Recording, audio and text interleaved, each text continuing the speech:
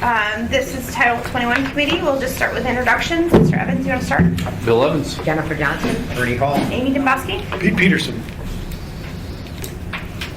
Go ahead, Greg. Greg Strabana, White Apartment Homes. Carol Wong, Planning. Tim Potter, Dowell. Erica McConnell with the Planning Department. Awesome. Okay, we're going to start. If we could, last time we went through the proposed ordinance AO 2015-59, and the Planning Department gave us a presentation talking about different elements and the impacts to building and construction and to essentially.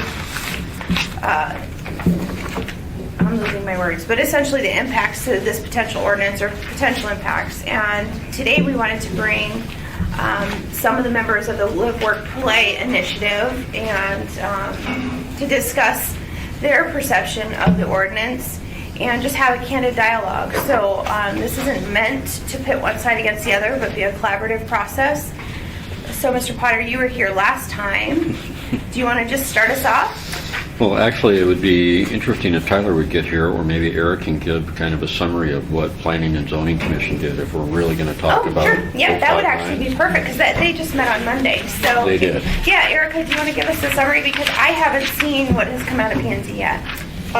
They just took action last Monday night, so we'll be preparing a draft resolution for them, which we'll take to them at their first meeting in July for approval. Okay. They made two recommended changes. One was on page 1 under H2D, and it was a similar change on page 10. It regards the height limit in the R4 district. They recommended a maximum height limit of 70 feet in the R4 district rather than an unlimited height. And the other change that they recommended was on page 10. They did not support the proposed amendments in section 4 of the ordinance. Other than that, they recommended approval. Didn't they also say that they wanted all aspects, not just the design standards, but all aspects associated with this ordinance subject to the sunset clause?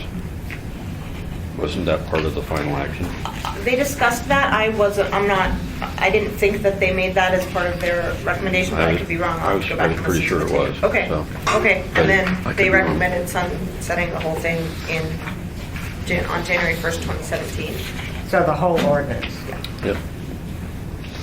Because there's design standard related issues, and then there were some building heights and other things that were outside of that section of the code.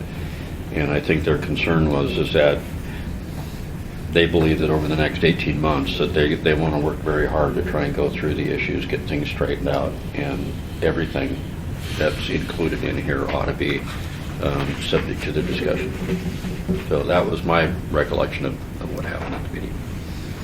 And for the record, let's just welcome Mr. Weaver. Thank you. Good morning.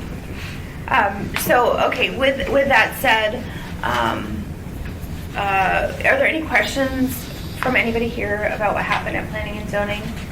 We'll get a more detailed response when we see they're written, but Erica's here now, so I'm sure her or Jerry could answer. Yeah, I was just confused. What happened with 049? Wasn't that going to be looked at the same time by P&Z, or is it? They held a public hearing on that and postponed action, and they intend to take it up at their next meeting. What date is that? So did they have a public hearing on July this one? 6th. Yes, they Yes, did. it did. They just couldn't take action on both because they ran out of time. No, as they were, I hate to speak for them, but as they were considering 49, I think they were concerned about the relationship between the two, and they decided that they would prefer to look at 59, version. which is 56 for them, first, for whatever reason. Did you have any questions, Pete? No. All right. I Mr. think there was a Potter. relatively good discussion. I think that it's probably one of the better discussions that I think P&Z has had as far as the reality of how does the comp plan really provide some guidance to where different things will happen, the importance of the land use plan map, the reality of building larger structures adjacent to less dense areas and what that is all about. So it was actually, I think, a very good, healthy discussion on their part. Good, good. And for members who maybe haven't done it before, but there's always opportunities, and I found it's actually very educational to go back and listen to some of these planning and zoning meetings because you learn a lot. And then when the item comes before the body, we kind of have, I think, an educated perspective. I mean, I found that's helpful for me. So if you want to, you can find those online.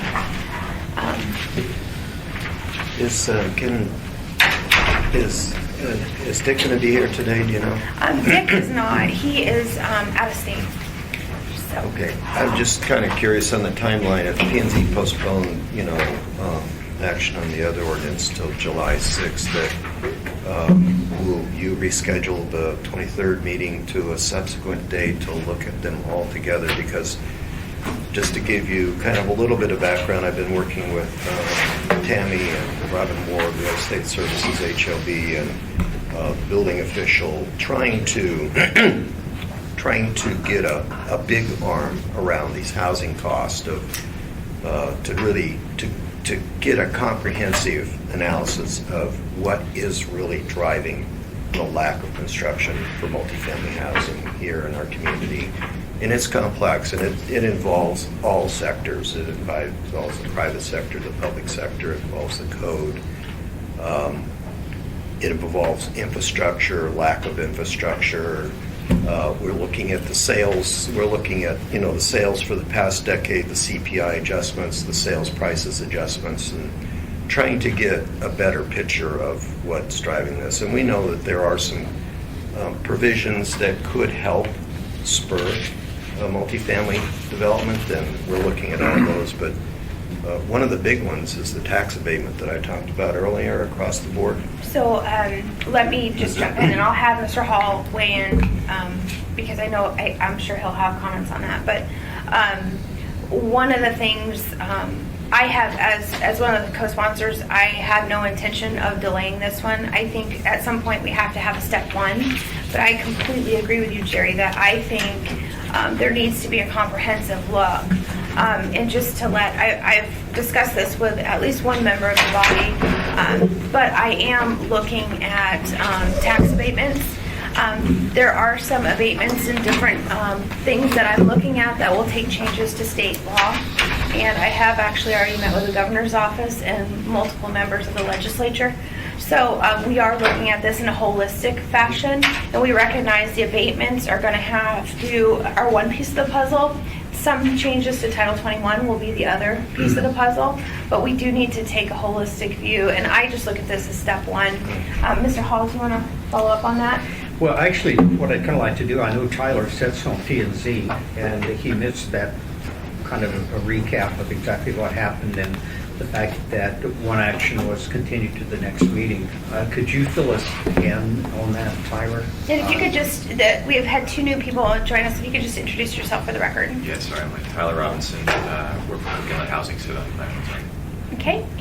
Tom Davis, Planning Department. Good morning, Tyler. Hi. Floor is yours. Thank you. Well, I don't know if Eric and Jerry mentioned it, but so we took the ordinance. Most of the provisions were recommended to the Assembly. There were some changes where there were some suggestions to completely eliminate height or get rid of the height restriction in some of the commercial districts, and P&Z recommended some height ceilings there. Typically, I don't have my notes in front of me, maybe Eric can weigh in, but 70 or 90 feet, somewhere along, kind of those lines. Basically, You only made a change in the R4. You didn't do anything in the commercial district. so R4, it was 70 70 feet. So something to accommodate basically a planning department has put together a little visual on a 5-story on a podium type pad, which would likely be the maximum type of multifamily that would get construction, something that Widener's talked about, something that I think Peach Investments have talked about. So it would be accommodating in our most intensive residential zoning district. I think the one thing that we delayed, if you will, or kept in for the time being is the height transition piece. And so I think there's a lot of frustration. You mentioned a holistic approach to this. Absolutely. It's not just zoning code. It's not just figuring out what if there are sort of incentive packages out there. But it really has to do with understanding where it's appropriate to put this intensive multifamily uses in our community in something more than a very conceptual map.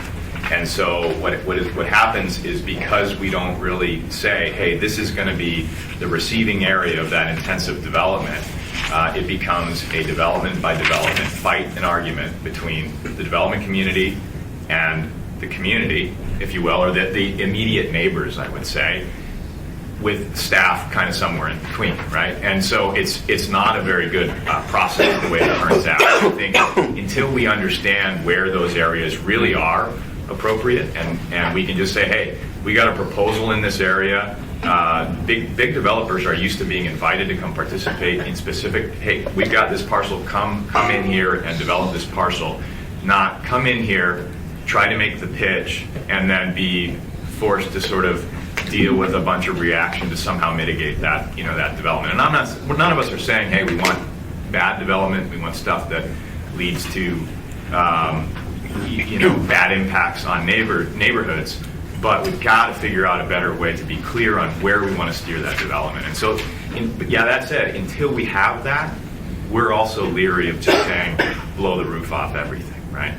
I think the other sentiment that at least I had, and I know the Chair Ferguson had, was this ordinance, as this goes through, this does not mean that we stop working on the regulation that is Title 21. But I personally am growing a little bit tired of just, I hear it in the community a lot. Well, because we worked on this for 10 years, it's good product. And all along we said, hey, as we run stuff through, we're going to identify problems, and we need to figure out a way to fix those problems quickly. And they could be problems on both sides, right? They could be problems that impacts the neighborhood, or they could be problems on the development side. I think we need to keep working on that code, but we also have to create a better process to fix it more quickly than what we have designed currently. So when we sat here last August and identified problems, and we knew we had this grace period year anyway, so maybe there wasn't the urgency to get that stuff through. But that was August, and here we are, in the summertime, so just starting to fix some of those issues. So whatever kind of fast track process we can develop, if we really are going to go with some of these more complicated things in our code, we got to figure out a way to get that logjam through in a quicker way. That's also not perceived as unfair or lacking public process. I don't know what that looks like. I don't know what that looks like, but it's necessary for us to get out of this logjam. And to follow up on one point that was started to be discussed before you were here, there was questions about one of the ordinance, 049, I think it was, that was postponed, but this one was taking up. Is there a reason why planning and zoning postponed that one versus taking them both up last time? I think it's sort of the urgency. I mean, look, you all sit in subcommittees to talk through these issues.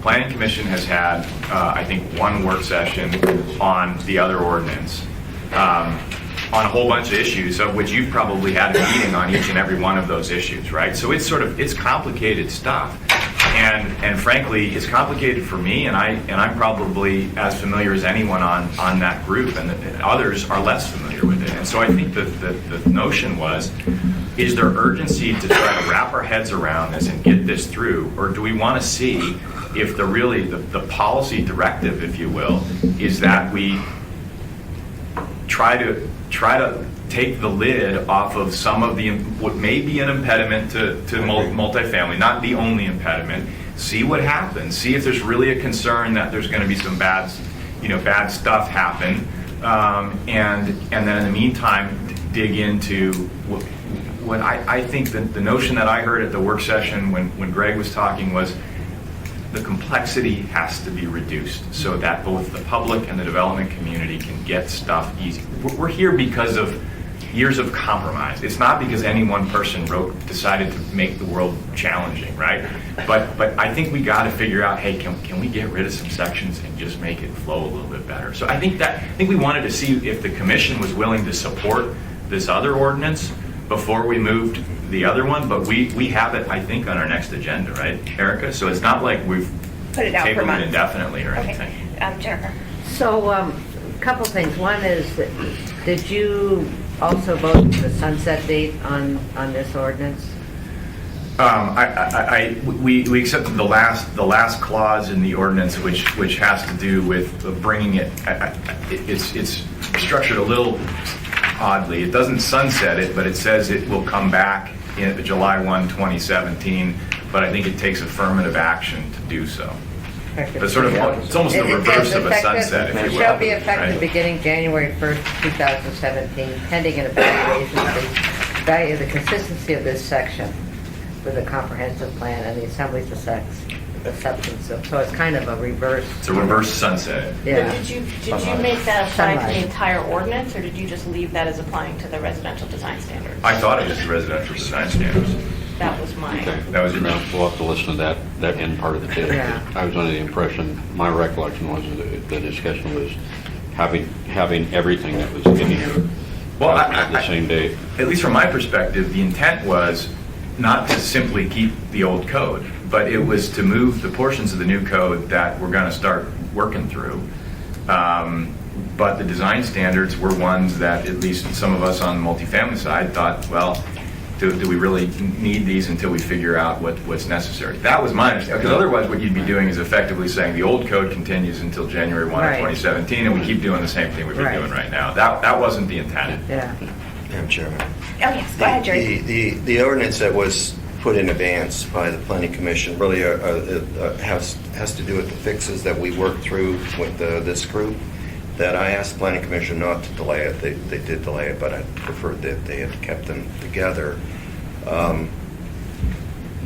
They really, and rightfully so, they took a long time to go through the process, and the process sometimes takes some time, but we reacted to the development community by making those amendments, and I think for the most part that's going to fix quite a few things with respect to the floor plate. But let's look carefully here, because we've thrown in some other districts that don't have anything to do with multifamily development in the B3 district, that if we're my suggestion is to look at the ordinances together. If you want to suspend the multifamily design standards for a period of time, in addition to the fixes we made, and you still need to do that, well, let's do that. But let's look at the height issues in the R4, the R4A, the RO district, because, and Greg is here and he can speak to it, we've looked and we've talked to the building. We talked about it just an hour ago with the directors and with the meeting with the manager about 4 stories, 5 stories of wood frame.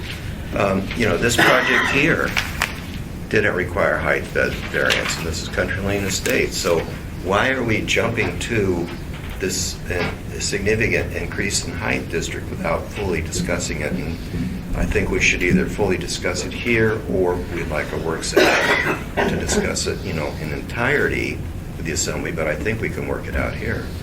Jerry, I think from the development industry side of it, and people that are trying to get good projects through the system, including projects for wider and cooking lot housing, that the height issue is kind of a self-arresting, controlled thing anyway.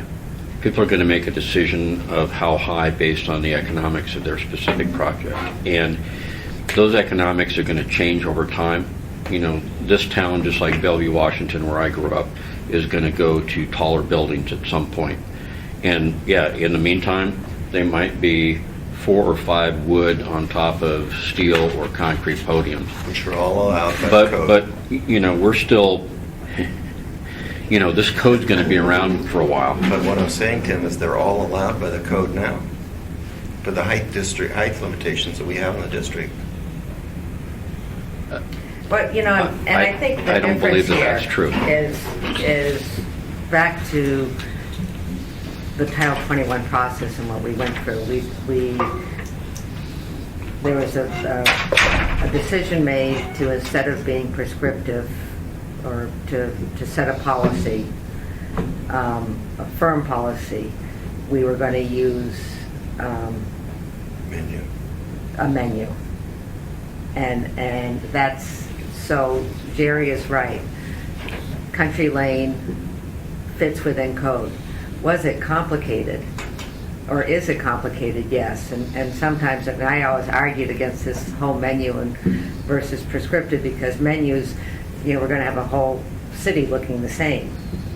And is that what we want? But I'm just saying, so that's the history of why we're where we're at. And so I think the 70-foot height is a policy decision. It's one that we can make here in committee, and it's one that we can see the visuals. We can go with what staff shows with our 8x10 glossies, but it's a policy decision.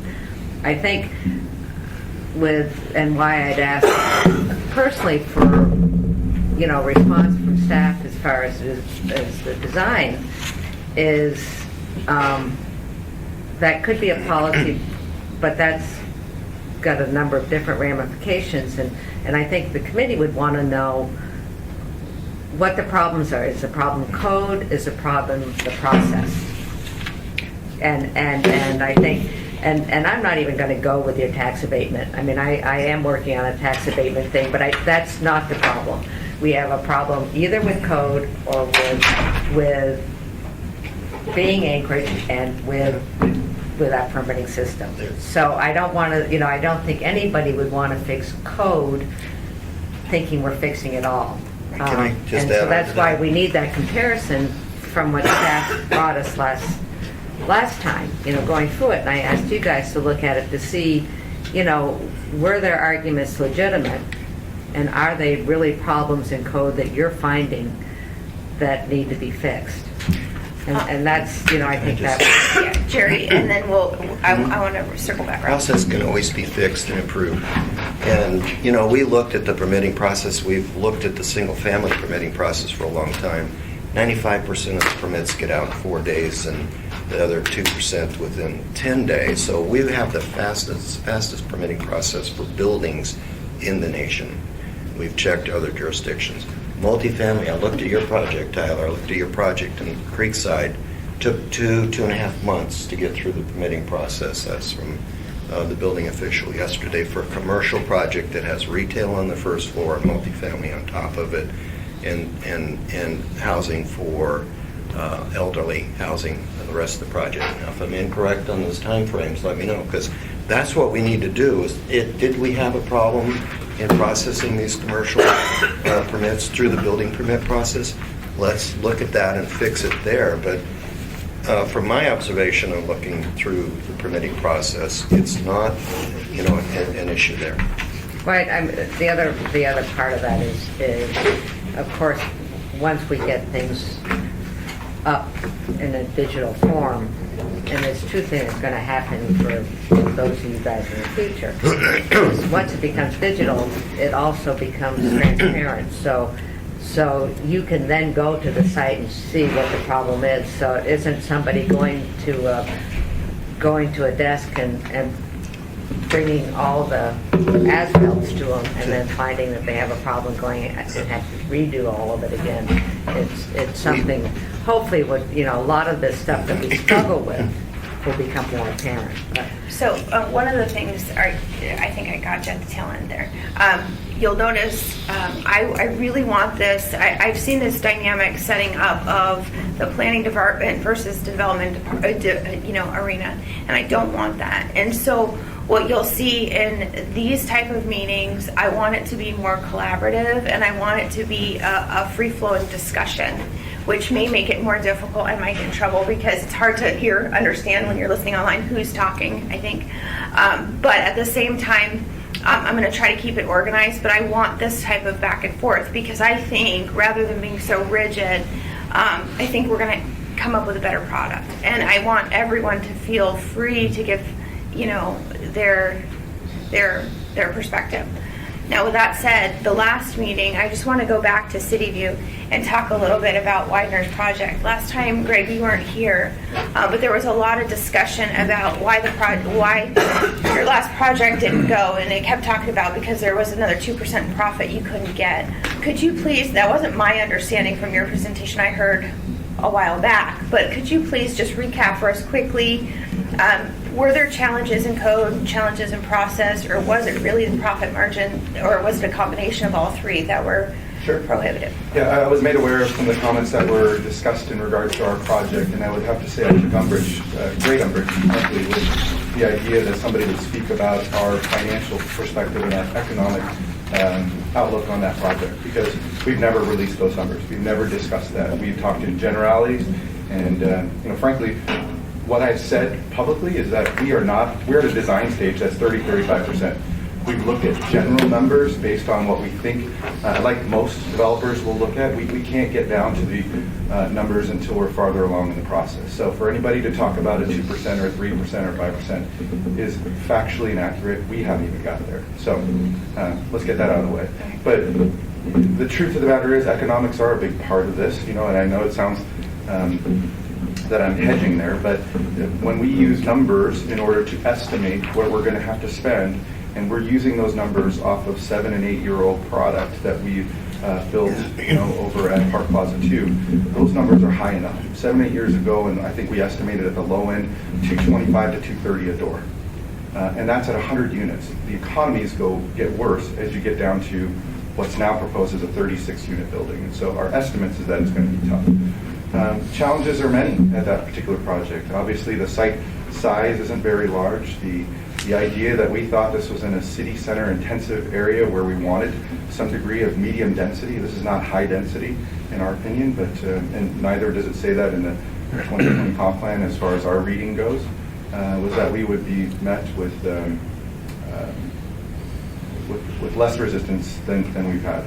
That said, we're working with community council. We've talked with them a number of times, and we still are on the same page. But we feel like we're trying to provide a service and provide housing that's in proportion and correct for that area and its proximity to downtown. So the challenges are many.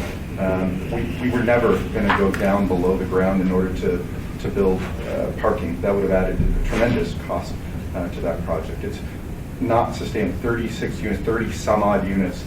You can't do that, and at least we can't do that. And if we can't do that, I dare say other folks probably wouldn't try and do that either. And so I think at this point, there was real delays in trying to get an idea of what a project was going to look like, what was going to be approved, how it would be constructed.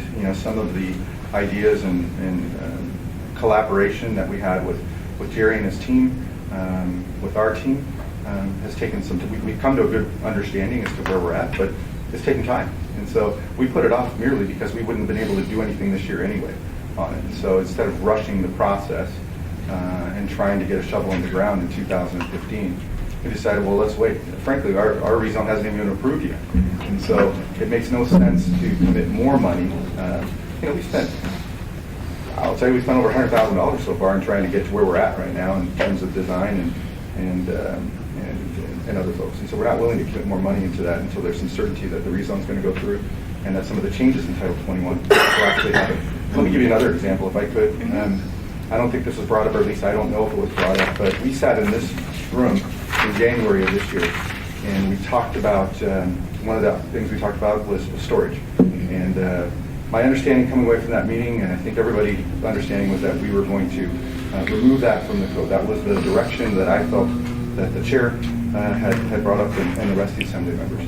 And lo and behold, we're 6 months later, and that has not happened. And not only has that not happened, there's going to be a more complex, as I understand it, I'm not a planner, but a more complex manner to go about reducing it from 30 square feet to 24 square feet.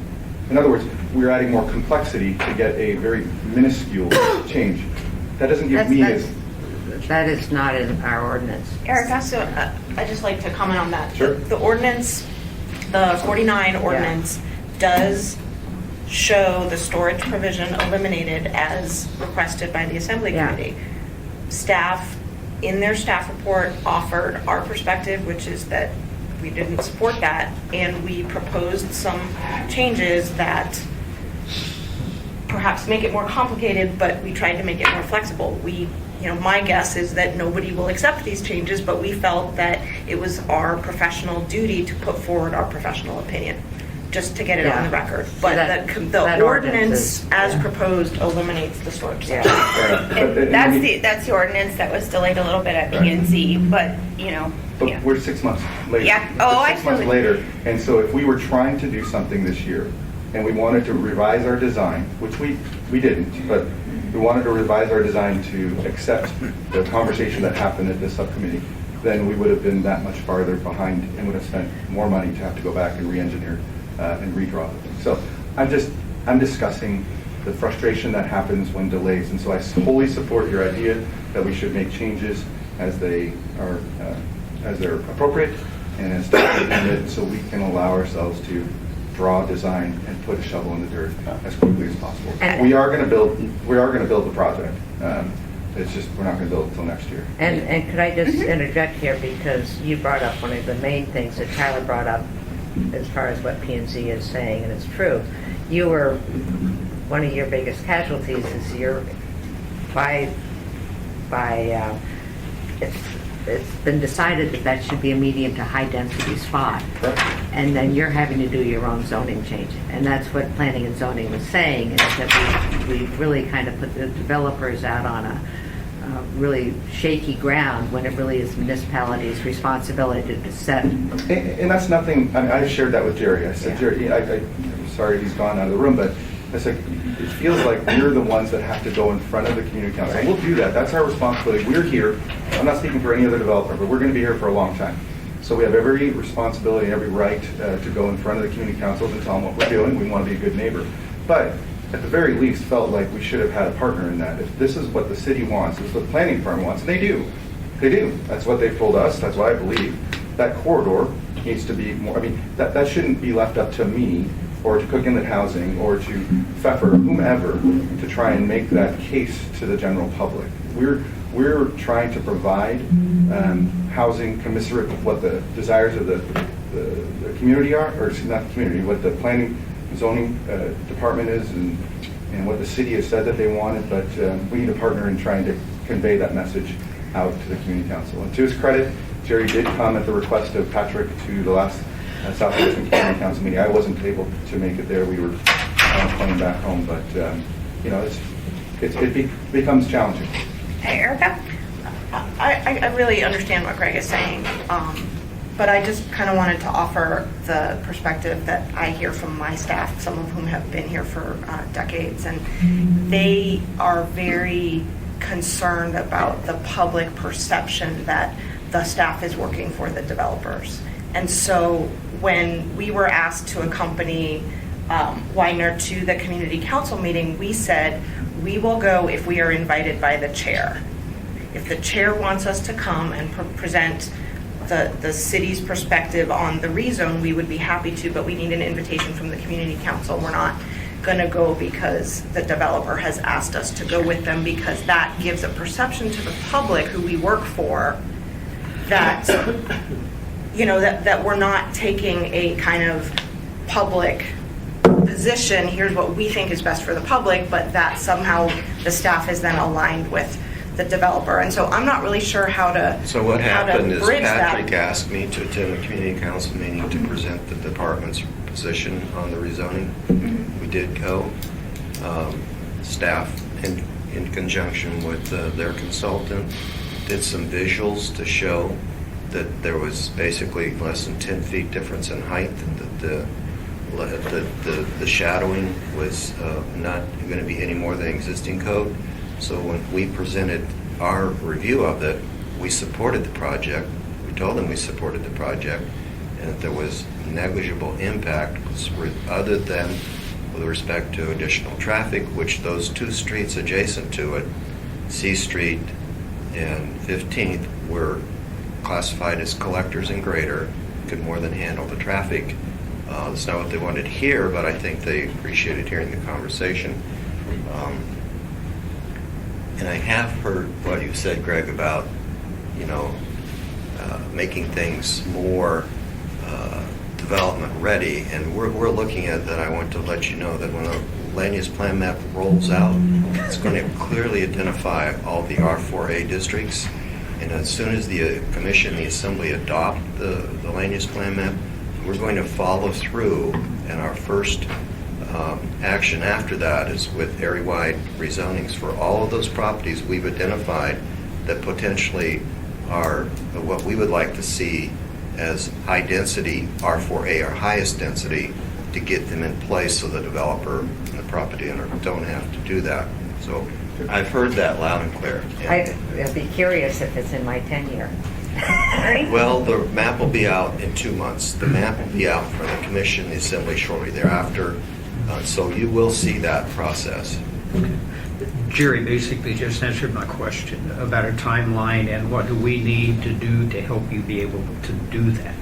Well, we've been- staff's been under a lot of stress, and I put them under a lot of stress to get it out, and it is coming out, and it's going to be very good product. It has, Tom can certainly go into the details of that, and it's kind of a discussion of its own, but the population has to be reviewed with respect to the demand of population increase and our needs, 20 years out, and he has calibrated that with data, with property appraisal, growth rates, the zoning districts that we have, where the growth can go and where it can't go, and it's going to be a very good product. We're basically into early outreach. I think you saw me at the community council meeting. We're also reaching out this summer to other organizations. Basically, the intent is to give them a heads up early consultations, get a discussion draft to the public out this summer, give the community councils time to comment as soon as they get back to meeting in the fall, and fast track it. And we are later than we wanted to be with the land use plan, and it would have been most helpful in the City case and other cases, but we're fast tracking. We appreciate that very much. Does any of the assembly members have any other questions? I'm going to try to pull the conversation back to specifically 2015-59. Go ahead. A few minutes ago, Jerry, you mentioned you were talking about mixed-use development that took 2 or 2.5 months to get permits through. And is that because it's mixed use, or it's just because it's more complicated? That was a commercial building permit that took 2.5 months to get through, and that's not unusual for that. That's not an unusual time period for a commercial building permit to go through. And, I think mixed use is something we're probably going to be seeing more of. And we have to commend Tyler and his group for doing the very first. And it's challenging for the financing portion of it, because the lenders are not embracing that to the degree you might think they are. So it was very challenging on their part to make that happen. I don't disagree that it took 2.5 months. Keep in mind there was site plan approval at Planning and Zoning Commission. The actual entitlement process was much longer than 2.5 months. Now, I'm not saying that was because there was someone at fault. I just, there were some other protections, if you will, in place. So the lead time is pretty significant on It's these type not of just the projects. building permit process review. There's a whole lot that goes into it. If I could, I want to go back to something that Ernie said, and Jerry had an opportunity and didn't take it, and I want to try and reinforce that. In fact, I would hope that Jerry and his staff would get their heads together and determine if there is help, whether it's money, staffing, consulting, whatever it is, so that we can either expedite, accelerate, or get the work done, because they're getting all kinds of other stuff pushed on them. Every time there's a marijuana ordinance that nobody saw coming, they get it, and they have to prioritize that, and that kicks the land use plan now back. So, Jerry, this is your chance. You were asked the question. Please grab it. I didn't hear the question, but I have talked to the mayor-elect about staffing, and we'll deal with it. And, we do need it on the building side. The resources are sufficient. On the planning side, it's a little deficient, especially with the marijuana coming through, and that's going to take a considerable amount of work. And I think the administration's going to deal with this issue. In the older days, let's say I used to, on a regular basis, go to the assembly every year and try and get everybody to understand that about 30% of the workload, in my estimation, in the planning department is stuff that you You know it's going to happen, you just don't know what it's going to be.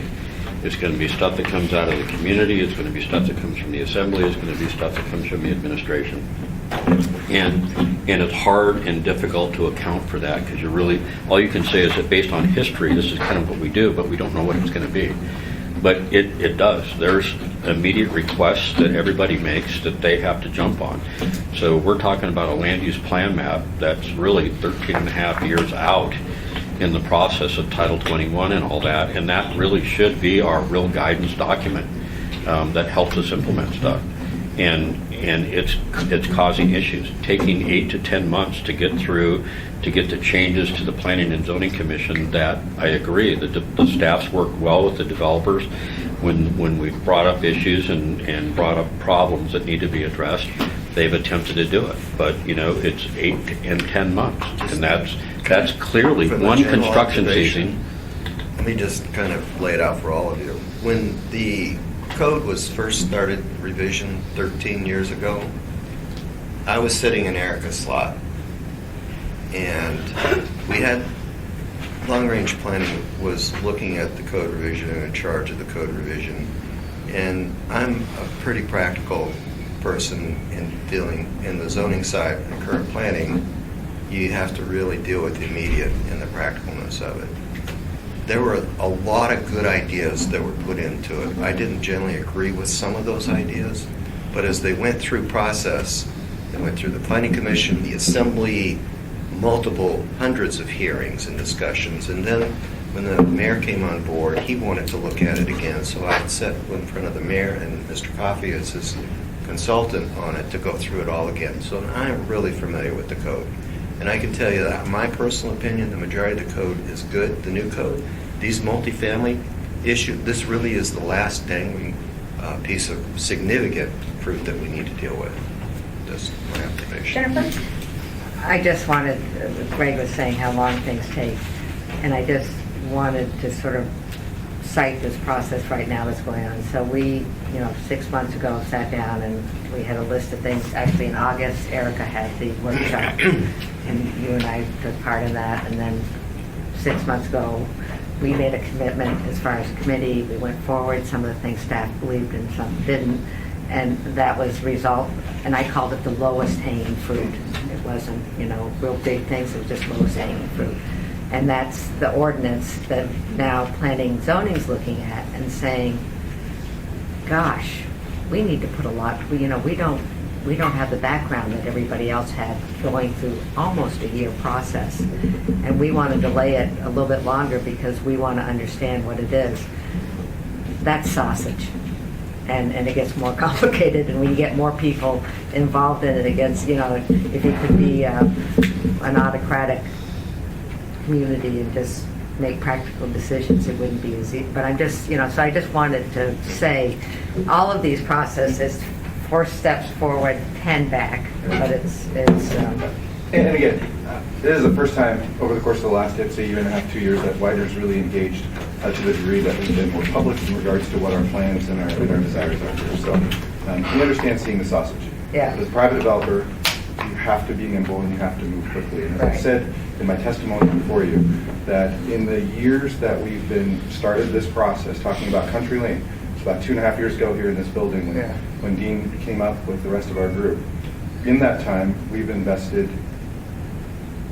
millions of dollars in projects elsewhere because we couldn't move ahead here. So to answer the question that was asked earlier on, what's the issue? Right. I don't know what the issue is. It's a number of things. And I agree with Jerry, it's a number of things. Yeah. But the inertia that happens, us not being able to move forward, means that we, like others, deploy elsewhere.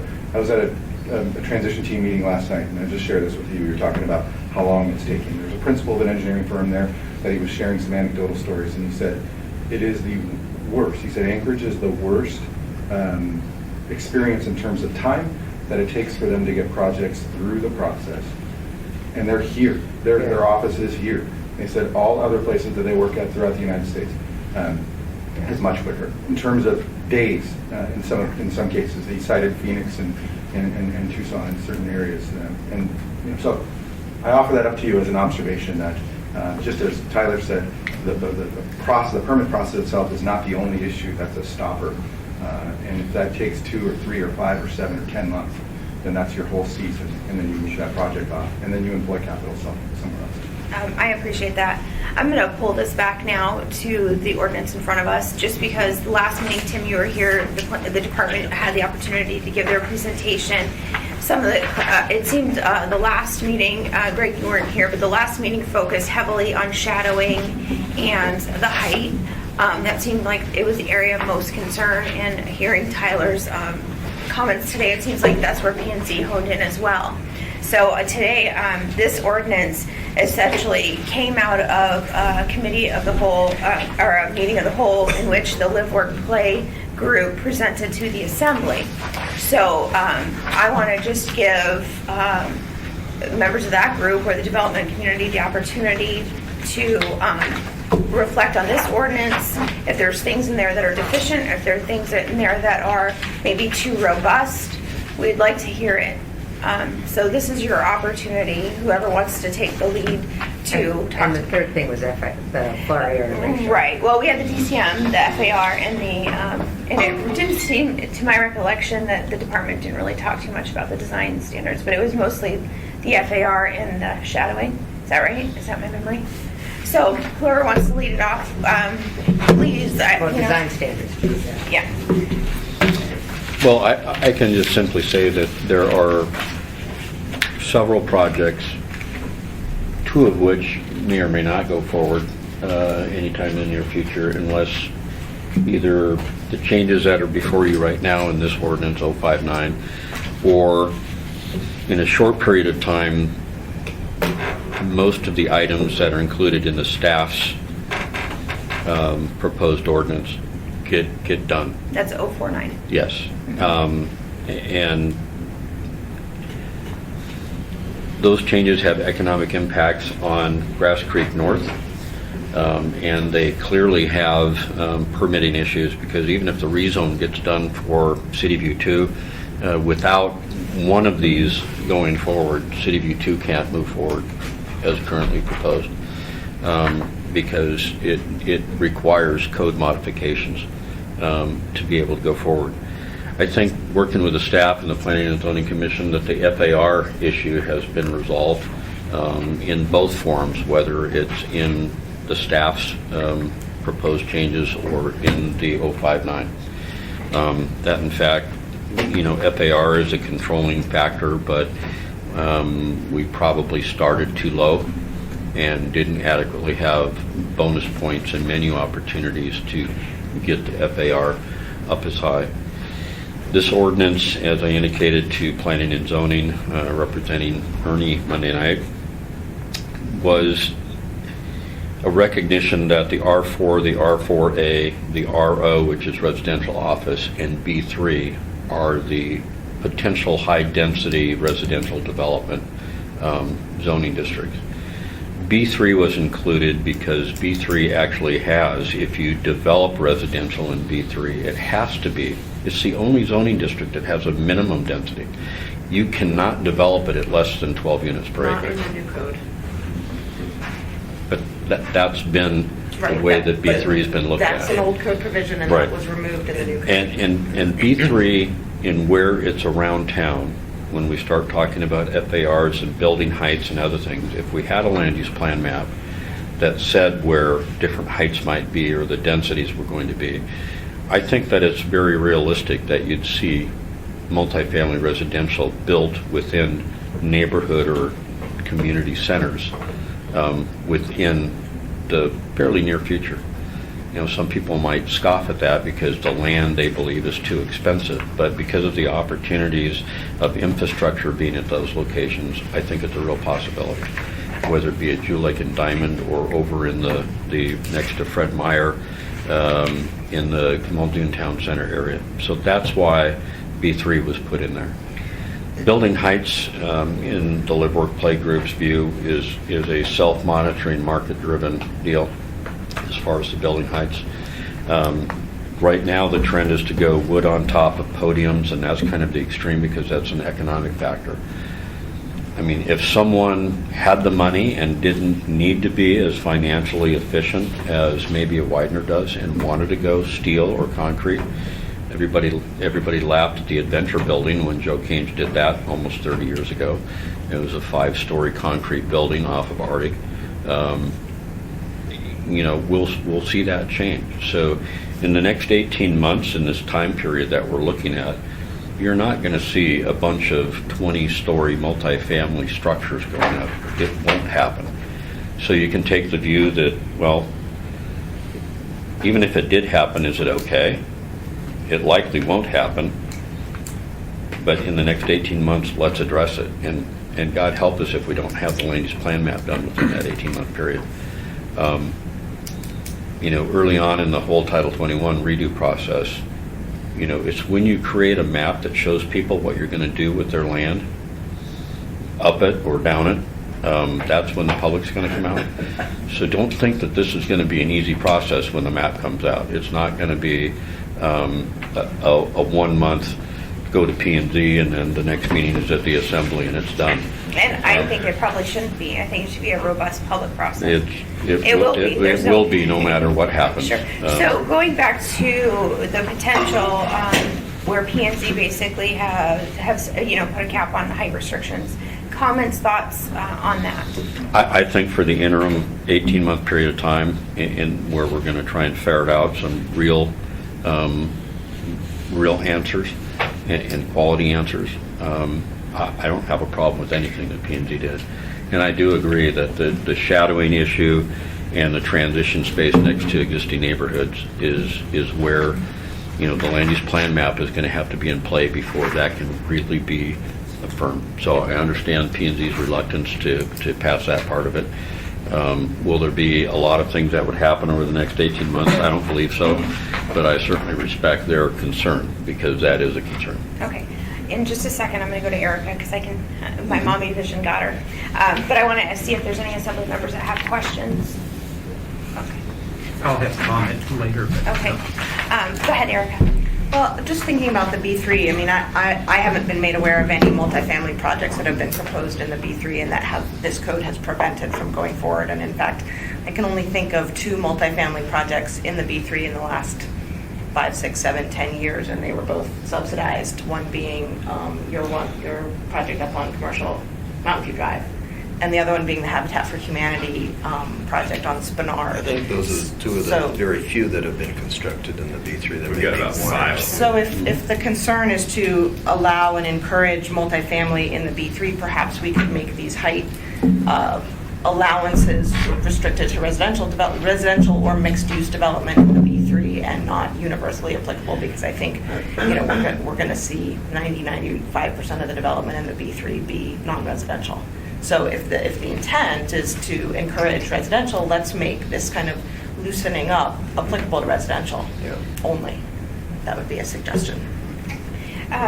Greg, you're up. Comments, thoughts on the ordinance? Have you read the ordinance? I read the executive summary, but I can get through it. Oh, that's okay. Yeah.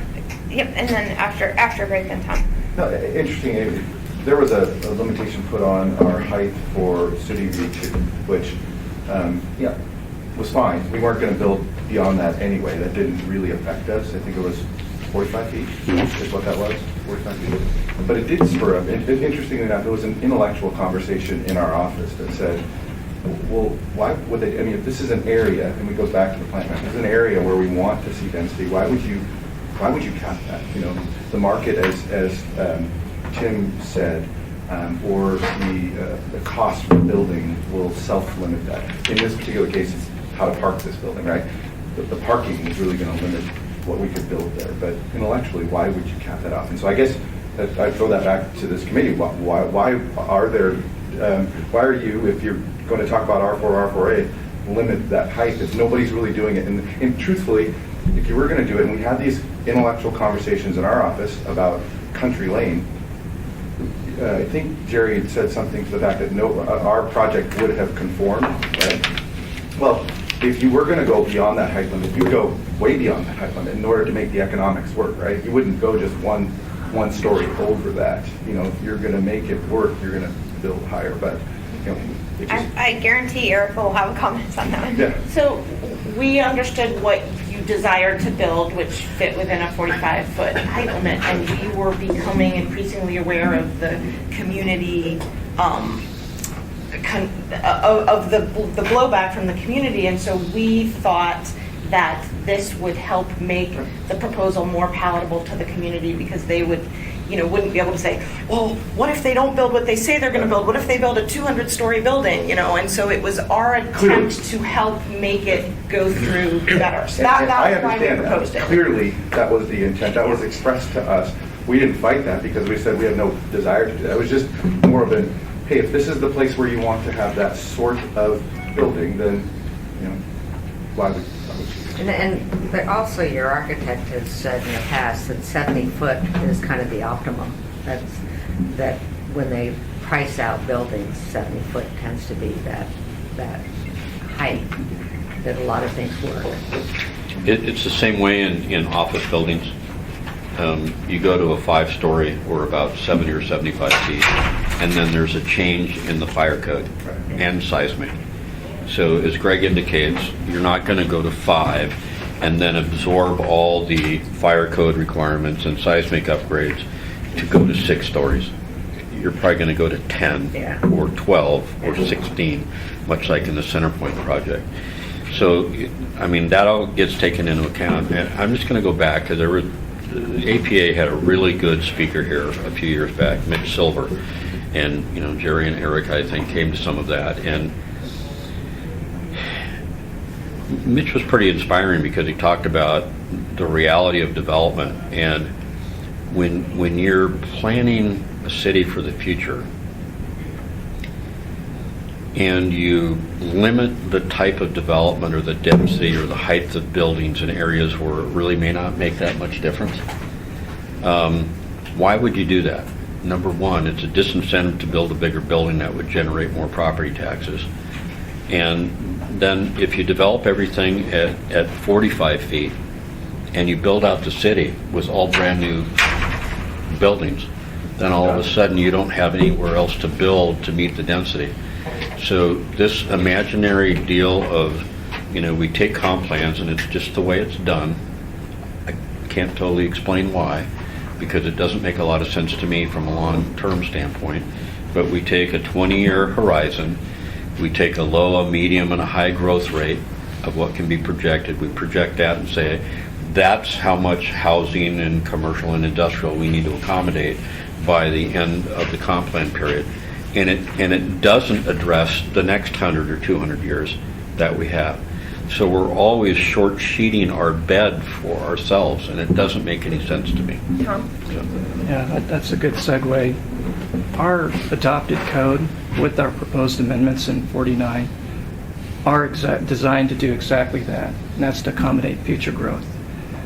This attempts to illustrate how our proposed adopted and proposed amended height limits in the R4A and R4 track with those of Minneapolis and Seattle. Now, Minneapolis and Seattle are already today beyond a size that we anticipate within 20, 30, maybe Tom, within we're a not longer that time much, we're horizon. not that much smaller than Minneapolis city proper, Well, Minneapolis is the center of a metro area which has a whole bunch of zoning codes. 2 and a bunch of million. jurisdictions. And in these cities, they're outside of the downtown. There isn't a high-rise allowance.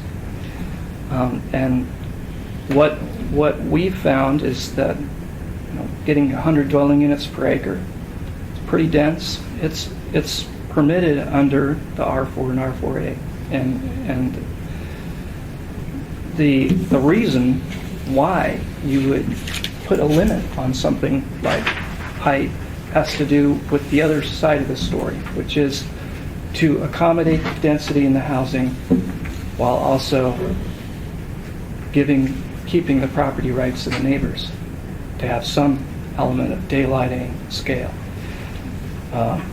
And the other reason why you would do that, even if you don't know of a particular project that's going to go forward with high rises, one of the basic rules of thumb is that if it's permitted, you might as well expect it to happen. don't want it to happen to a neighborhood. If it's not necessary to achieve our planning goals, if the neighbors are very concerned about it, and they've made no, it's very clear that that's a big concern, that we should be very careful about allowing it. And one of the things that the Planning and Zoning Commission did was they supported the height limit of 70 feet in an R4. They went back and forth about the R4A. As adopted, you get up to 90 feet. One of the concerns staff has about the outcome of the Planning and Zoning Commission process is that while they discussed keeping the 90, at the end of the night, it was left unlimited. And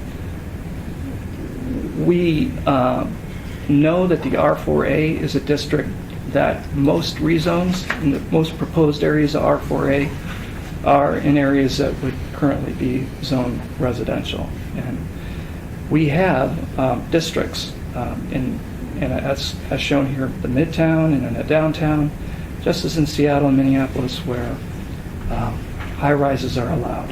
And maybe there's a way to accommodate high-rises in the R4A, but by right, without neighborhood input, without analysis of the effects of that tower in our climate, that conflicts with the comprehensive plan and everything we've. But more importantly, what you left out was that your calibration on the land use plan map of the densities and the population projections of 0.5%, or at least that's what we've been doing for the last decade or so, that there's sufficient capacity with the zoning districts that are in place and the ones that we're proposing or to accommodate housing. And it's right, Tim, if we've underzoned, that's a problem, but I haven't seen that. I have not seen that. Our height limits track with cities that are already bigger than us. And we haven't really discussed the correlation between land use and transportation. And that's another reason to drive our intense development into certain areas. In my 20 years in acreage, I've noticed it takes longer to get across town. There's more traffic. Is it comparable to Los Angeles or whatever? No, of course not. But there's going to be more traffic as we get more people. And unless we want to keep spending money, expanding our roads, building new roads, well, some of those trips need to move to transit.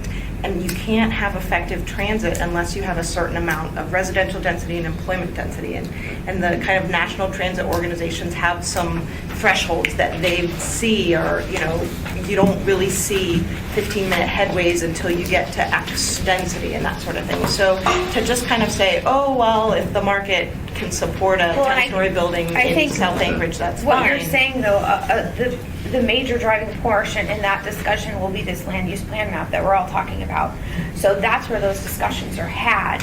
And then, but the heights are the heights come into the code. The land use plan map says what's the appropriate zoning district, but the code sets the height limit and the FAR, which talks about the density that can be built in that particular district. So the code may say, the land use plan map may say it's appropriate to put B3 on the fringes, but without, the B3 saying, okay, if you're on the fringes, you get 45 feet, and if you're in Midtown, you get 100 or 200 feet or whatever.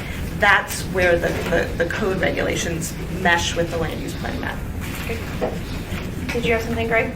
I agree with what you just said at the end there, because I'll go back to what we had presented, and I gave you a copy of this, and we talked about where those R4 zones. So Tom says that there's height limits available within the R4 code. Yes, but if they're in smaller parcels where you're not going to develop fully to an R4, R4A, then what does it matter? Because nobody's going to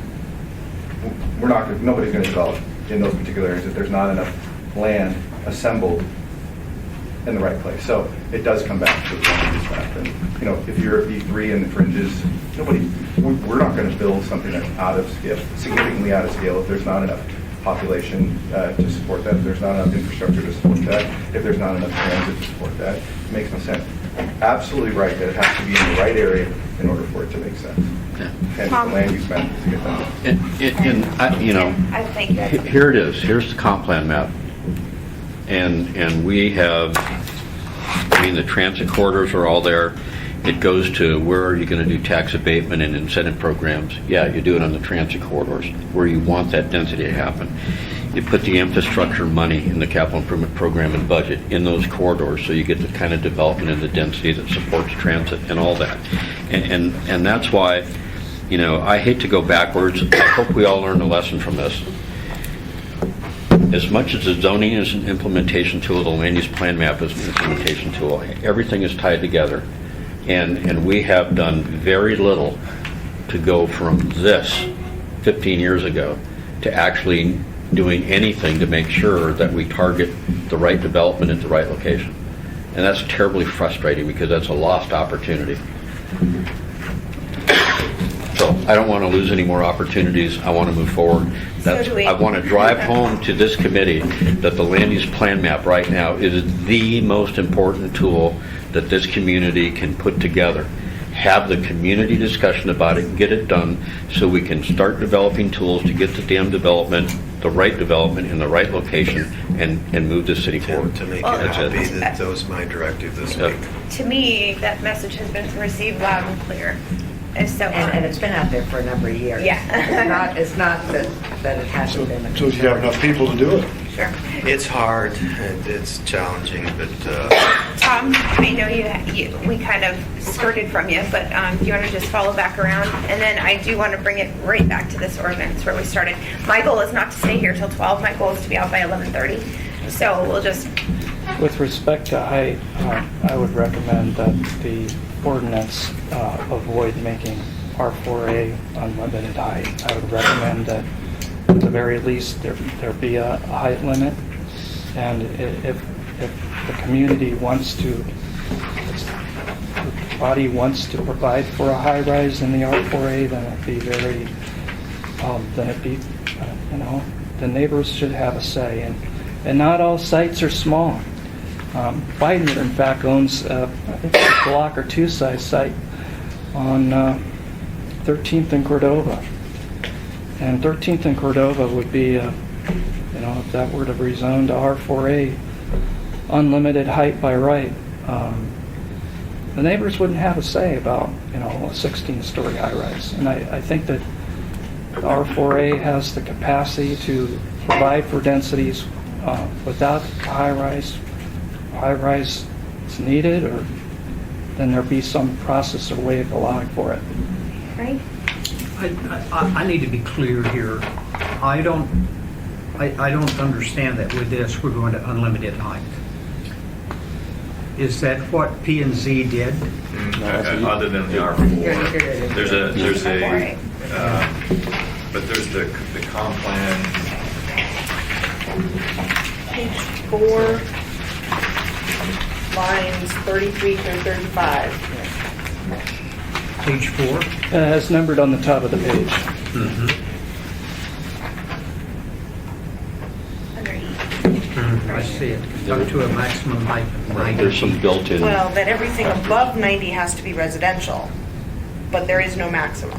Page 10, line 10 reiterates it. R4A is unlimited. Mixed use Period. commercial. So again, keep in mind what's there today in the new code is 45 feet with a bunch of other things that you can do to get up to 90 feet. Right. And The menu. Right. Well, and that's not even design standard menu, right? That's these height increase FAR bonus stuff.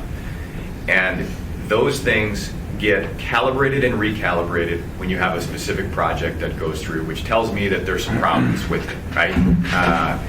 That said, if we were to say here today 70 feet is a reasonable maximum height, would any, I mean, it's still a start, right? And if that makes people, I think the issue is we're somewhere in between, right? And that 45 with a bunch of things that are well thought out things, but they don't always work from the development side and don't necessarily work from the community side either. We're just trying to simplify Well, some with things. planning and zoning, didn't you amend it to have 70 feet? Only in the R4. And as Tom suggested, I think where we were headed was to do something in the R4A. And as you all, I'm sure, can understand, it was getting late. And it sounded like, from the conversation, it sounded like the discussion was moving R4A to about 90 feet. There was a suggestion that 90 feet was the height, and then the commission went back and and left it as unlimited. And, you know, do I personally care one way or the other? Yes, I do. For nothing else but to keep the fire on the burner turned up to high, hopefully the unlimited height, even though I don't think it's practical, I don't think within the 18 months it would realistically happen. If there's a fear factor out there, that might be healthy for us, so we move this stuff along Okay. as an overall community. So then as a problem solver and wanting to get something past the assembly, my question then, is there a number between unlimited and 90 in which could be palatable to potential assembly members here, that we could potentially come together and say, you know, we're hearing the concerns of the planning department, we're hearing the concerns from P&Z, obviously, they left it as unlimited, so they're okay with it being unlimited. But we also hear and recognize the concerns of the public and the developers. So we have multiple different things here, so I'd like to hear from some assembly members as to thoughts, because my goal is to get something done. My comment, not as an assembly member, but As a member of the public, that's would fine. be 120 feet. That was actually the number in my That gets mind, me. but I had to figure, mine was arbitrary, because I was just thinking, yes, Tom. Another suggestion is if we are, you know, would be to allow the 90, but give the community a say in a proposal that's a high-rise. And I think that's what I heard expressed when I talked to community members. I know we don't like more process, but if we're not thinking we're going to get a development like that anyway, So, high-rise is basically like a major site plan review would allow the neighbors to have a say, to allow the public to, Well, there has to be, 120 there has to be a feet. reason for that process, and there has to be the possibility of, you know, just having the hearing in the neighborhood process. There has to be something. We need to decide what is the appropriate height in that district. And you've looked at that adjacent to the surrounding properties, and you've come up with 90 as a maximum. So we can't give false expectations to the community to say we'll have a process and not materially change anything. So is the, you know, I don't know what the difference between the 90 and the 120 that you just threw out, Tim, of what that means construction-wise, the reality of it. We don't have any today that have been built to that height. the L Street Tower is an example of a 14-story, that'd be about 140 feet. where's that? L Street is right near Sagaya City Market. It's on. Okay, yeah. So that in McKinley, the former McKinley building. Those are 140 feet? If the L Street Tower is, and I believe McKinley is its twin. So just think of the L Street in relation to what's surrounding it, primarily two-story structures, three-story structures. So, you know, again, I get back to, Tom, you've calibrated the land use plan map with respect to our growth. And the assumptions are in there that these 90 feet will be sufficient for us to meet our demands. So if we're making a jump from 90 to 120, So- let's think about Well, what the need is for that. And it comes back to, ultimately, for the assembly members, this is a policy decision.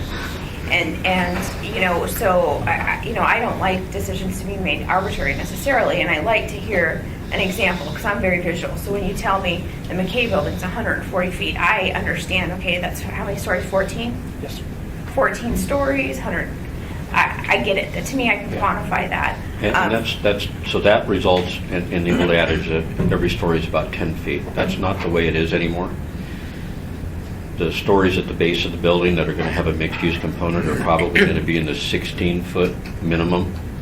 And then the way that a lot of higher density residential is being done in the Pacific Northwest and in other towns, that they gain volume in the space, in the living space and window area to let light in by going with a taller floor to ceiling and a smaller footprint of the actual apartment unit itself.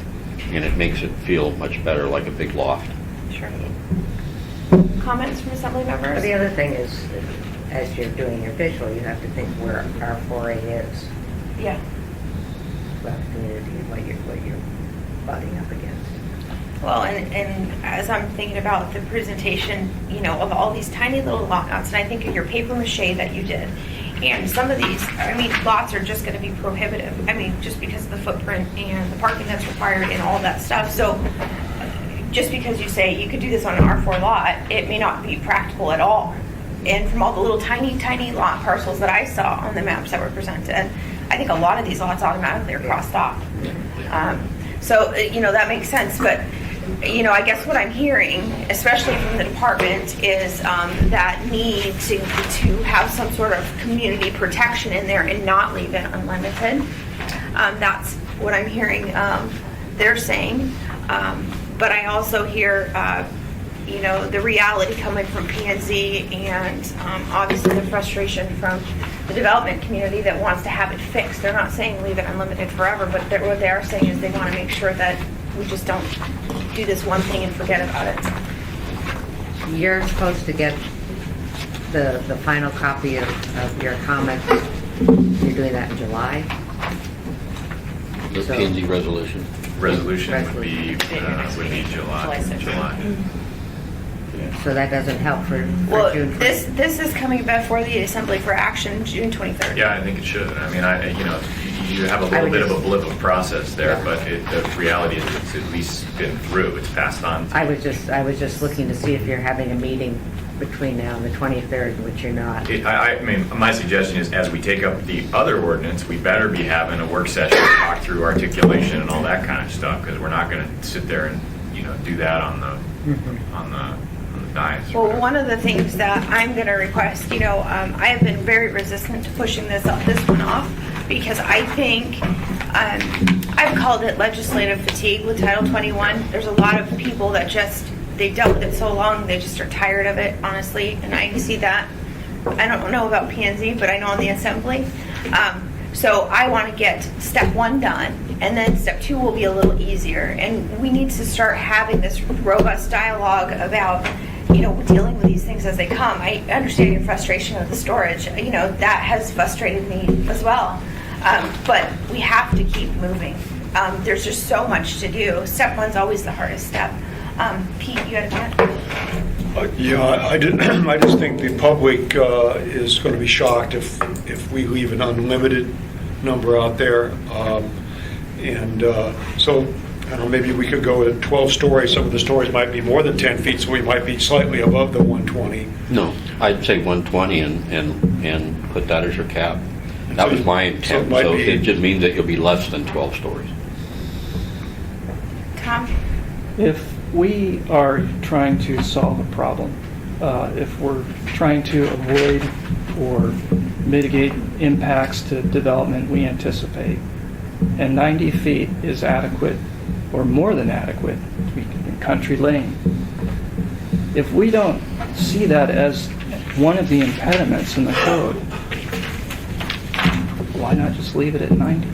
Here's a, you know, we handed this out. It's a potential shadow effects of 14th and Cordova, of a building that's 14 stories and then a 9-story building we pulled from a city. It's on a 100-foot wide lot, and then a 5-story building. And the shadow impacts are a lot different among them. I think that really increasing from 90 at this point would seem to be, it's not really solving a problem we've identified. It might be creating more problems with the neighborhoods. It was an attachment, That was last time. May 29, at the end of the height transition. What is height transition? So the question is, why not just leave it at 90? We're not solving a problem by moving it up. We may be creating big problems for neighborhoods if something were to actually be built that high.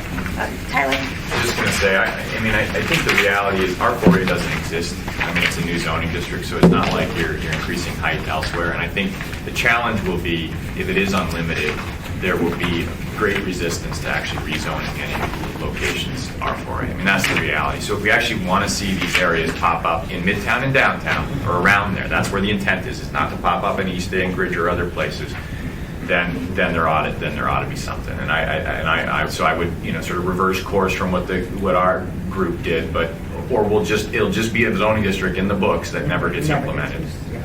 So, I mean, you were there, obviously, at the meeting, and I don't know how you voted, but what is your recommendation from your experience, developing some areas here in town? What would your recommendation be? I mean, we do, what we do, because we're relying on other sources and those sources are limited, we're really only ever going, I mean, what we've done in Eagle River is a 4-story with an underground. I mean, we're not really going over that.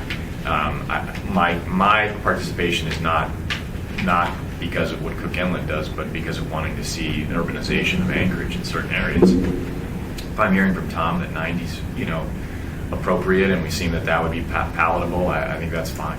I don't think we need to go to 120 until we have that conversation with somebody saying, boy, I really got, this is the solution here, and it's not out of place.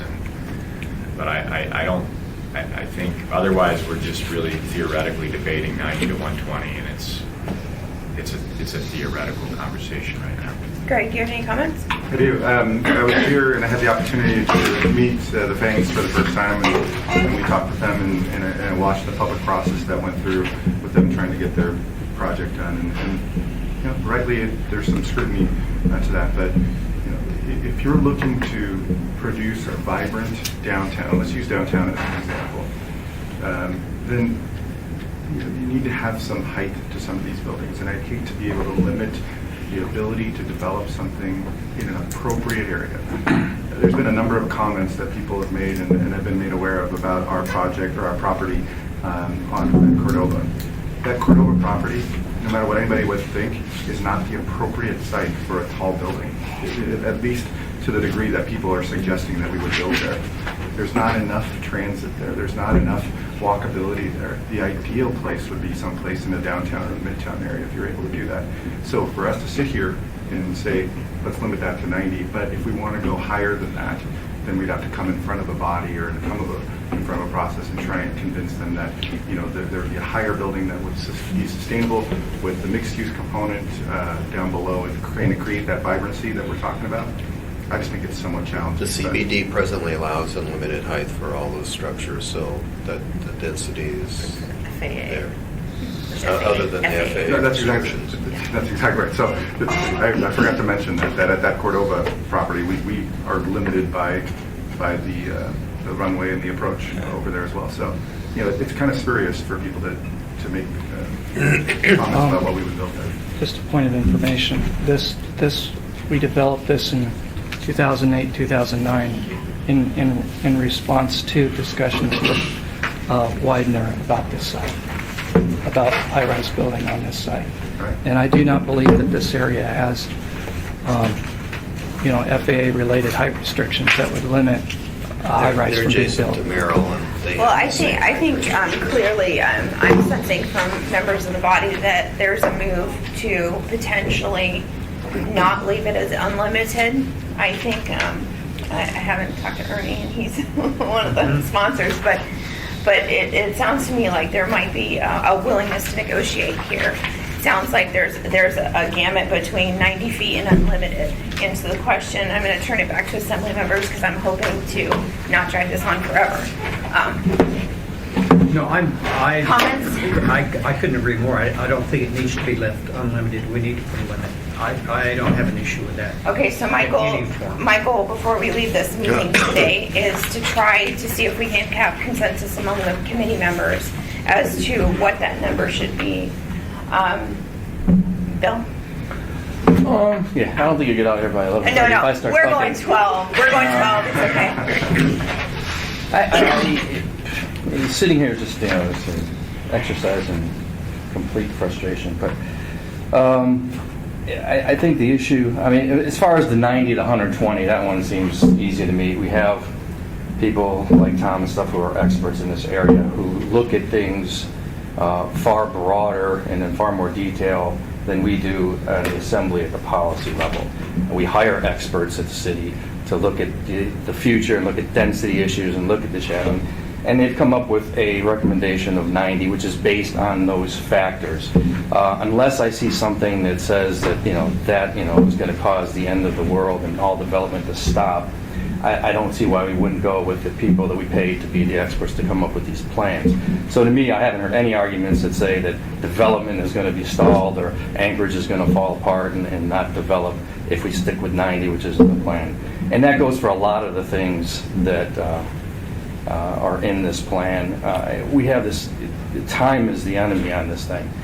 This thing's been going on forever, and the more longer it goes on, the worse it'll get, because you keep bringing new idiots like me into the mix to talk about issues that other people have already gone over a million times.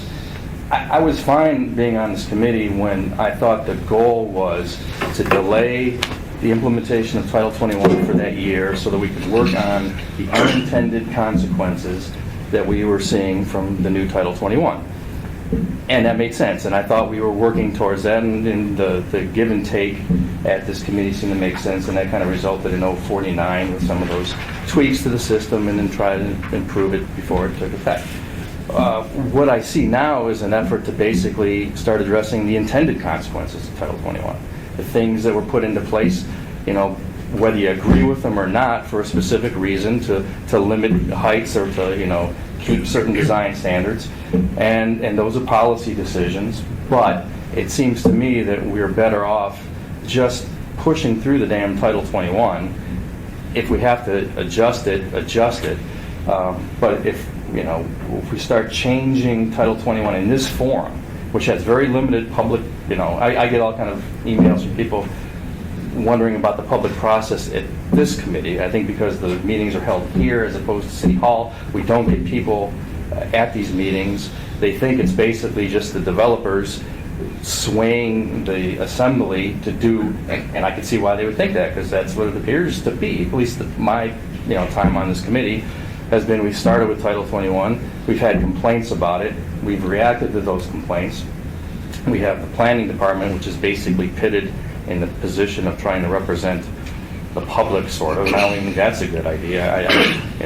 Like from Erica's comments, I wish we had a better system where the planning department didn't feel like it was, guarding against the developers, but was somehow basically just representing the city and the best interest in the city, and then we had these other two elements on our own.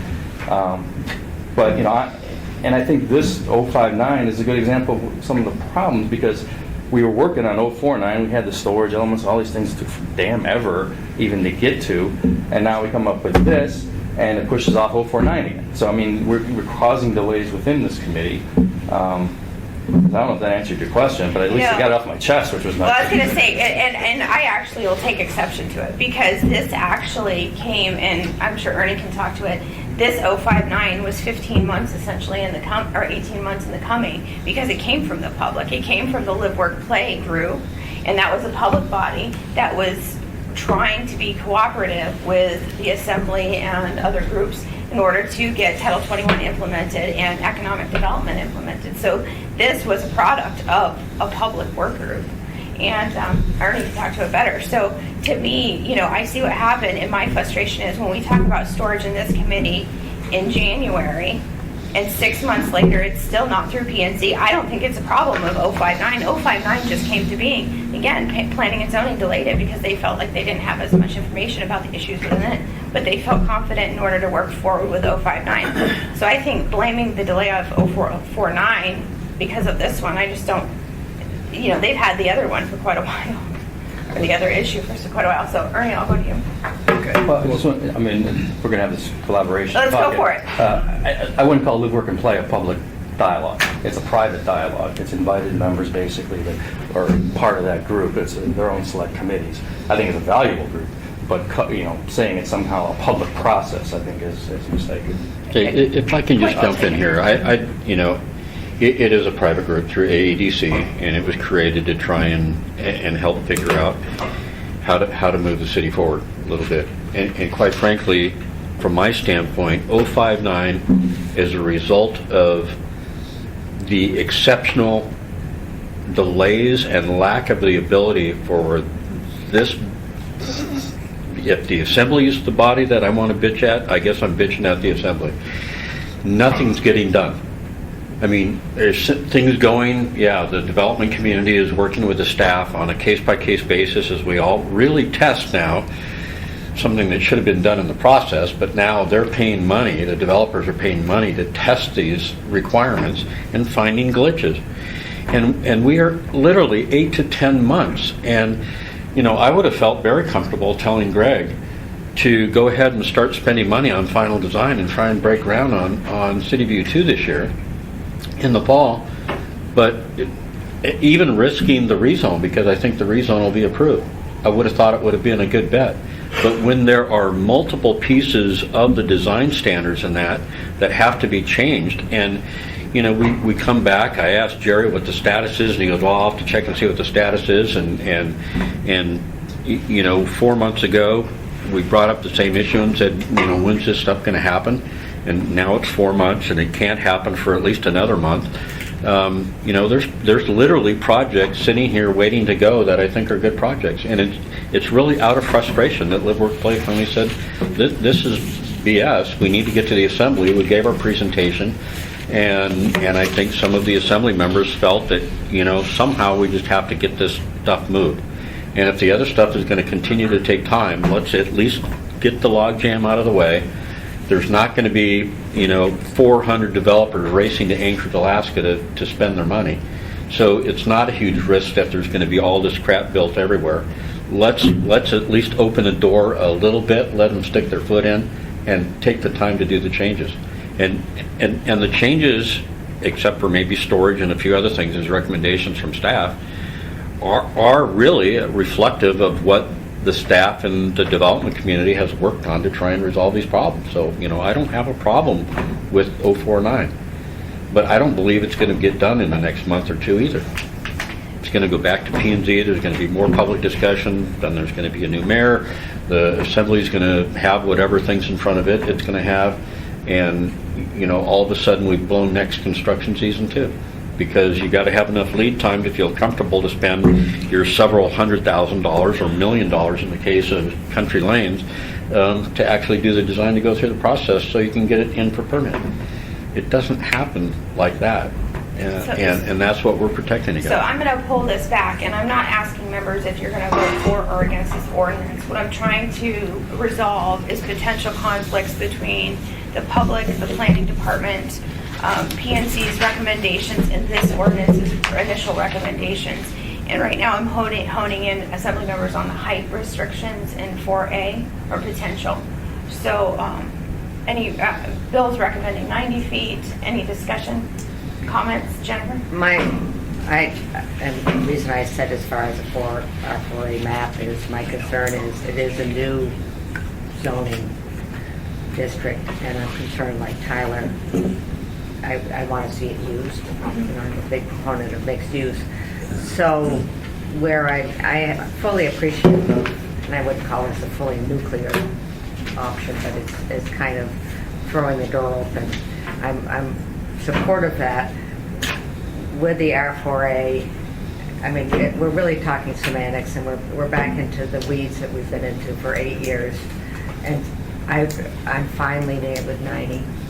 And we can fix it in AO 49 if that's a good place to fix it. But just for this option, let's leave it as is, because I hate to see that As is being changed unlimited to 90. to 90.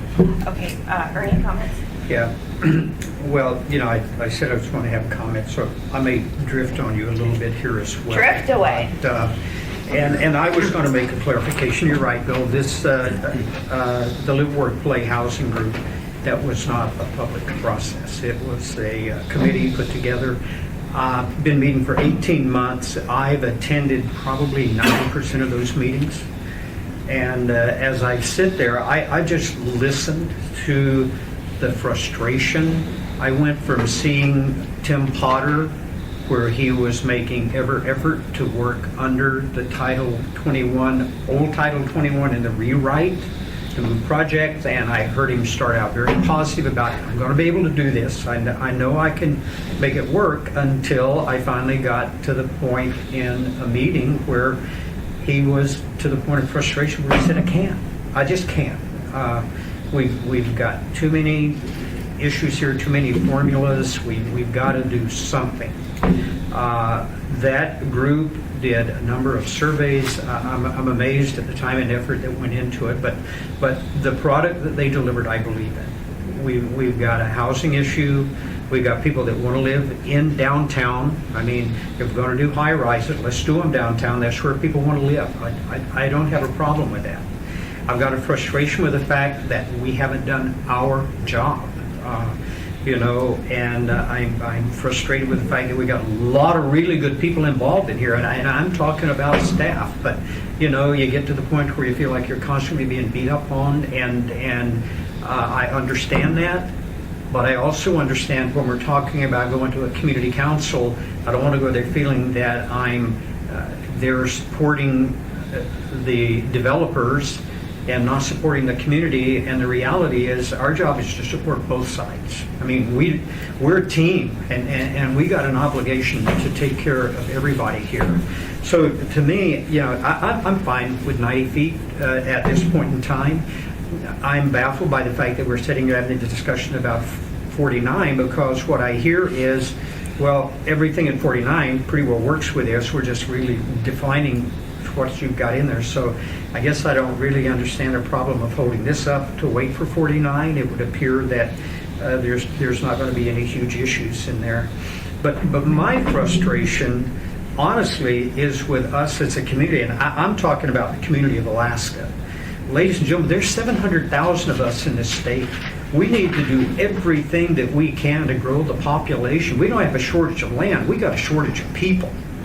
And we've got a state that can't pay its budget. And if we take and divide $3 billion by, let's say, 400,000 jobs, and you're being generous, that's $40,000 a piece.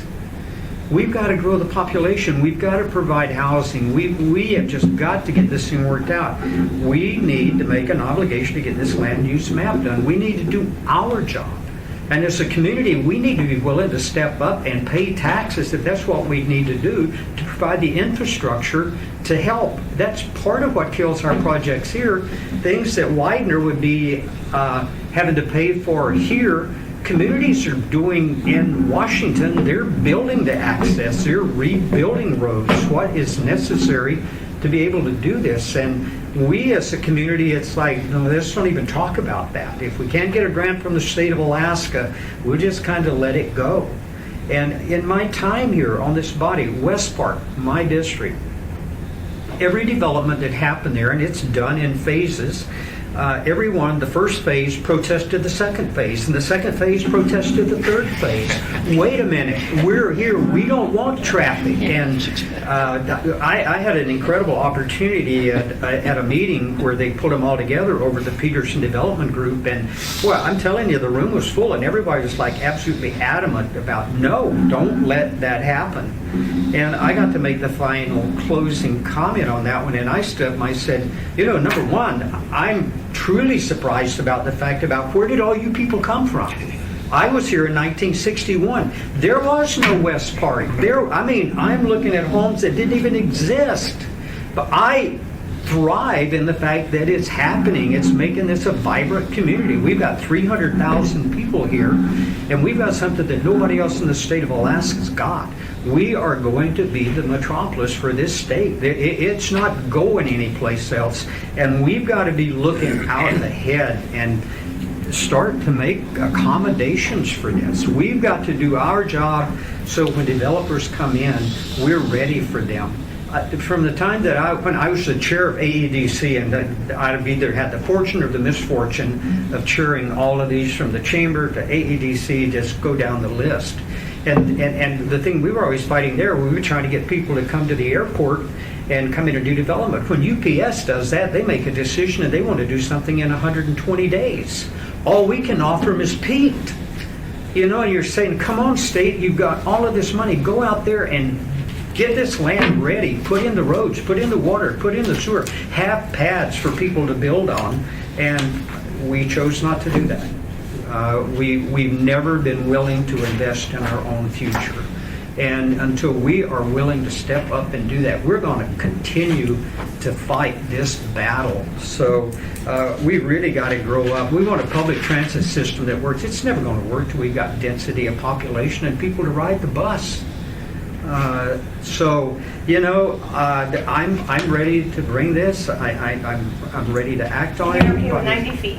I'm okay with 90 feet. Okay, Fine. getting back. Okay, I'm kind of diverting you now. Get back. because, Just so everybody's okay, I'm okay with the 90 feet. too. Yeah. Okay, so I am not going to beat this horse. I agree with everything that's been said.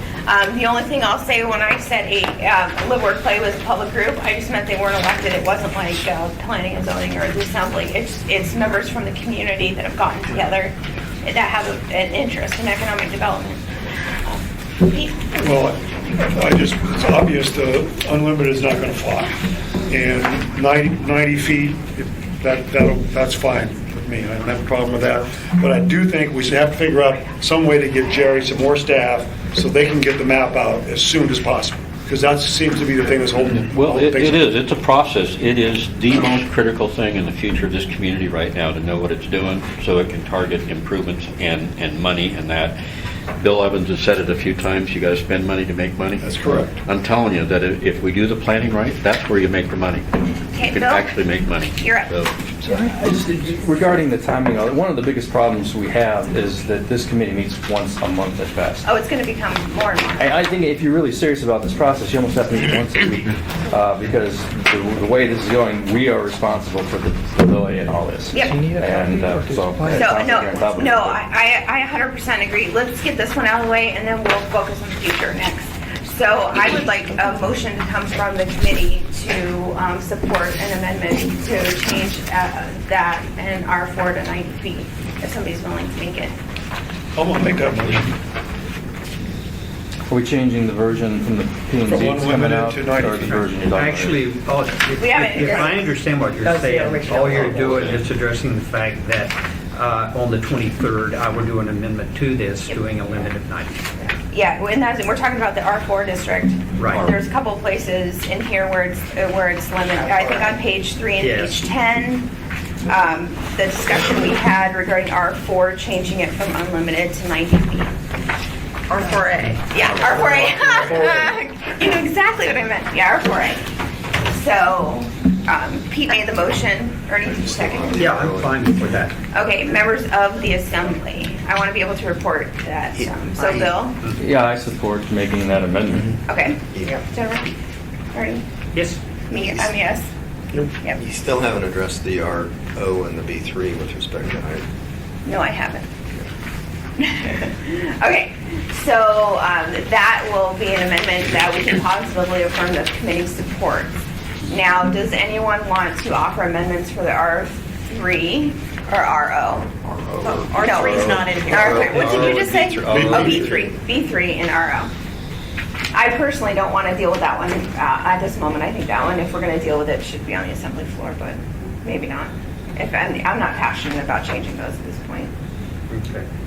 Because I do have to slide out. I've got a 12 o'clock I have to be at. That's fine. See, I let you talk too long. Pardon? I let you talk too long. At this point, like I said before, I'm not going to ask committee members to vote on whether they support the ordinance or not, unless there's real desire to. I don't think we've ever done that in the No. committee anyway. And Well, actually, yeah, no, we did, we voted on many all of our recommendations. That was all. yeah, we did do that, but unless you guys really want to do that. I don't. Yeah, I had a feeling you don't.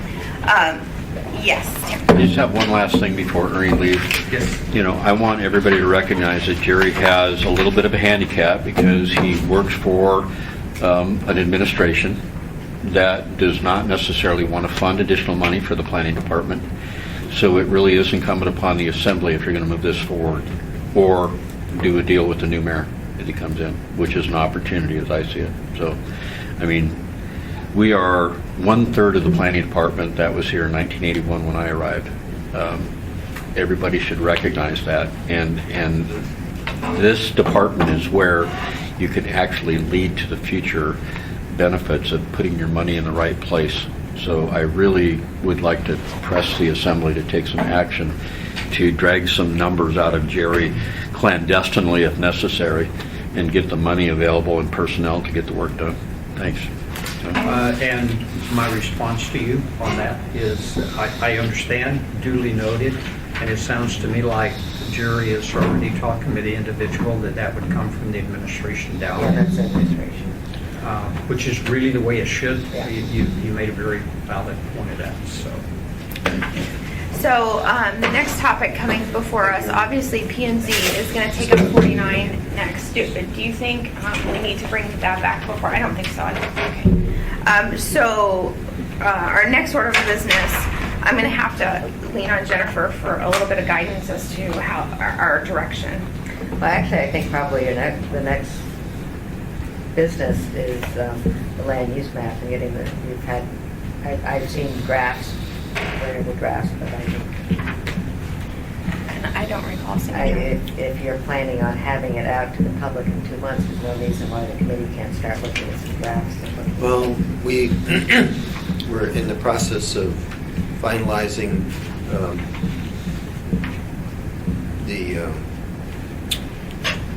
we met with all the department staff a few months ago. All the department staff made comments on the draft land use plan map. Tom has been crunching numbers with the GIS people and property appraisal. Part-time. And a lot of those concepts, it will take another 3 weeks before they're identified on a real map. We have access to one GIS staff. They're not in the department, and at this point in the project, the person who's actually making the amendments in the map to create it, that's me. I'm in the GIS. So the GIS is committed to that person full-time to the department, so Terry will be available for use full-time, so it's not a... So you're using AWW GIS? No, this is out of Public Works. We have 4 GIS people over there under Public Works. One's dedicated to the department. Have a good working relationship with that happening, so we just need to push forward and put it down on paper, what we've all described on the draft, so it will be able to be easily seen by the Assembly subcommittee, and the public of what we're changing.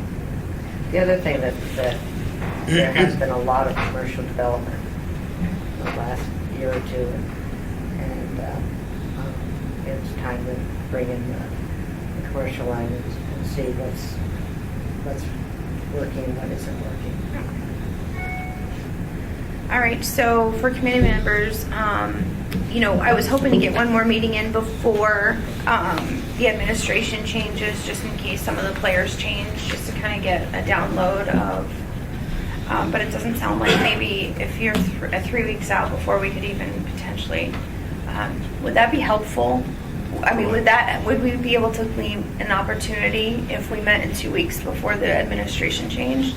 I think we can meet with you and perhaps show you what's going into the land use plan map, but graphically it won't be finished. Okay, Tyler, I think you want to say. Just going to say, you pointed out earlier the sort of clunkiness of process where your subcommittee looks at things, sends it back to planning, and then the planning commission, and then we mess it up and send it back to you. So given the urgency and the time frame, maybe it makes sense that some of the work that you do on the plan map involves a small group of members of the planning commission. I mean, they're advisory to you, but it helps for them to hear from you. That way, staff isn't necessarily doing it twice. Just consider it. Well, you actually got to my third point, because I don't know. I was thinking about code, and I don't know what prohibitions I have in code. Maybe there's none, but I was hoping we could actually start some sort of work group where there's a couple members of P&Z, members of this committee, a couple of members from the planning department that can sit down together and actually hash out the conversations. And it could be a very collaborative process in that, okay, these are the issues that we're identifying, but I just don't, I'm trying to be cautious in that we don't want somebody to say that, the Assembly of Planning and Zoning are in cahoots necessarily, and we're bypassing public process. I just want to make sure that we all understand the impediments, and I think collaboration is good, and that's why I intentionally today left it more open and let people have dialogue, because I think we were able to accomplish with a little bit of banter back and forth, one issue that could be a significant issue to the public. Today, just sitting here going back and forth, so I think that's something that needs to happen, and so I don't know if it maybe is a permanent, capacity in that we have a couple members of P&Z that are assigned to come to the committee meeting. But I think it will definitely help. Do you have any comments on that, Jerry? I think it'd be very productive, but I don't think, probably it would be mid-July before, we could really get that group together and look at something graphically. Okay, Erica? And I don't want to speak for necessarily for the commissioners, but I think a lot of them would have trouble attending regular meetings during the day. That's, I mean. Again, I think it depends. If this is an ongoing, I think I heard Bill say, if you thought you kind of signed up for something that didn't know how long it was going to go, right? I mean, if there were members that said, okay, this is a 2-month process and we have a schedule, we're going to try to stick to that schedule, I think you'd have an easier time finding. I think I'm suggesting just find some liaison to the group so there's no. Yeah, I 100% agree. And, I'm not even opposed to topic by topic. If our issue is land use map first and foremost, we might have a couple members that say this is our time frame. We want it out by August or September or whatever time so the community councils can do it. We get those members in. And then next time we say we're going to look at more commercial issues. And I don't mind rotating those members either. It's just we have to find a way in which there's a clear understanding. And I can tell you from an assembly perspective, it's very difficult when you're drafting things that go in front of P&Z because we have this delicate balance where we're not supposed to really be testifying in front of other commissions. And so, because you're not supposed to necessarily, intimidate them into voting a certain way. So it's challenging from that perspective because ethically, assembly members can get themselves in trouble. Why don't you just let us roll this out to the assembly group first, and then you decide what process you want from after that? Because a lot of you haven't looked at the land use plan map, but actually the ones in existence is from 1982. That's the one we're using today. The commission looked at one at the draft about 10 years ago. Hasn't gone anywhere. But after you look at the plan, you'll see what was put into the update to the land use plan map. Then you can see if you want a subcommittee from the planning commission involved or any other sectors of the community out there involved, and it'd be a very good collaborative process. And this is all a set of new eyes because the whole land use plan, there was 4 or 5 of us that had different ways for it. So Jerry, you're saying the best time to start that process is mid-July? Okay. We are going to run into the July 4th holiday too. So shall we pick? We'll talk about it. You want to come back? No. Tom's going to be on vacation for a couple of weeks, but we'll talk about it here. Okay. So from assembly members, we could. Do Wednesdays work okay? Did this Wednesday work okay? Would you like to pick July 8th or July 15th? 8th is fine. So, I mean, if that's not too soon. Well, I mean, does it So when are you out, Tom? I'm out June 29th through July 20. A month? Somebody else is going to have to carry. Already. Yeah.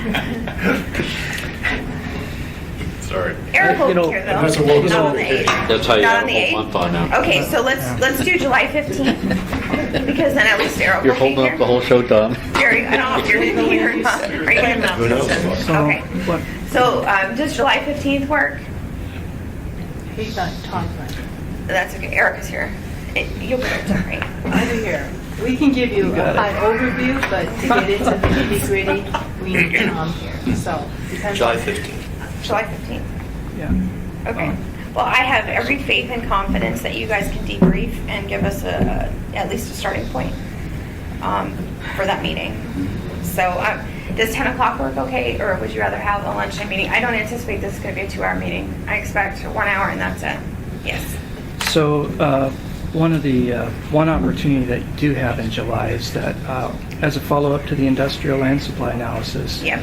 we are on track to actually do a follow-up with Bill Reed.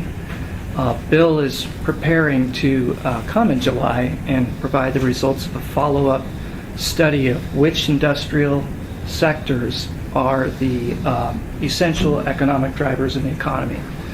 That piece of information is kind of the thing I've been waiting for in order to prioritize I think that would land be use. critical to land use. That will happen in July, as I understand it from Bill, and that might be a good subject to cover because there was discussion at Planning and Zoning Commission about wow, our industrial use is even needed in the bowl, and Bill's going to give us findings as to which ones are and which ones aren't. And that affects the pattern of the land use plan. That was the It's a prerequisite. major input, yes. Yeah, and that might be a good topic Again, for your Yeah. meeting in you guys July. haven't been involved Well, at that's all. why I say, let's start with our baseline on July 15th. Bill, I think you're the one that has the work schedule that we're working around right now. Do you care what time? That time's fine. I like the 10 o'clock just because let's plan on, we'll say 10 to 11:30 with a goal of being out at 11, honestly. I almost made it today, hour and a half.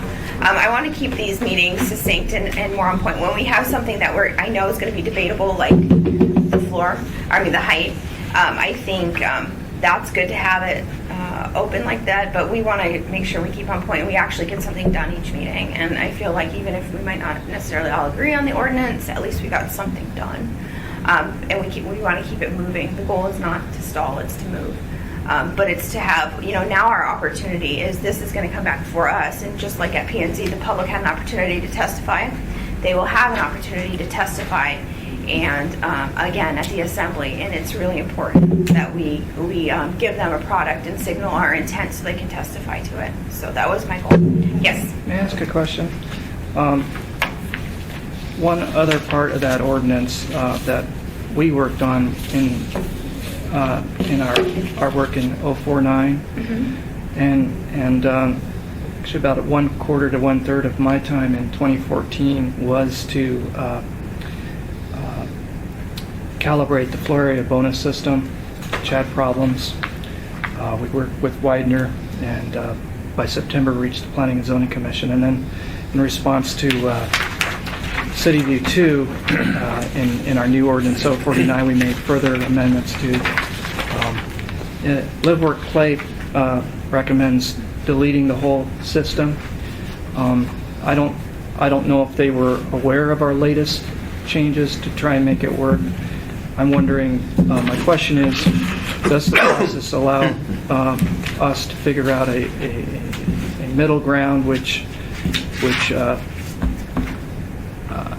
addresses the concerns and constraints created by the What we're system? going to do, Tom, is an AIM that goes to the assembly that addresses those issues. Yeah, I know the Planning and Zoning Commission's going back to review 049. Is there an opportunity there to further dialogue and fix, instead of, I'm going to say, throwing it out, is there a way? Because what we're finding is that, with the 049 amendments, City View 2 is not hindered by the floor area system, and that's what our testing shows. We're just wondering if there's a way to fix it without throwing it away. Do that actually in the 049. This nuclear option, especially if it has a sunset, and you did address that, or did you keep it a reverse? I don't know that I like it being called a nuclear option. No, but I mean, for FAR, it was getting rid of the whole FAR. Right. And So if it passes, there's no sense of, there is no, That's how I. but there's an opportunity to fix it In in additional. Well, we're not getting rid of the FAR in 059. We're adopting the numbers, but Yeah. we're Right. we're suspending the design standard. At this time, the it just question, goes back to the old title, doesn't it, the FAR, yeah. essentially, in 059? Yes. Yes. Exactly. Okay, so at this time, we are publicly noticed just till 12.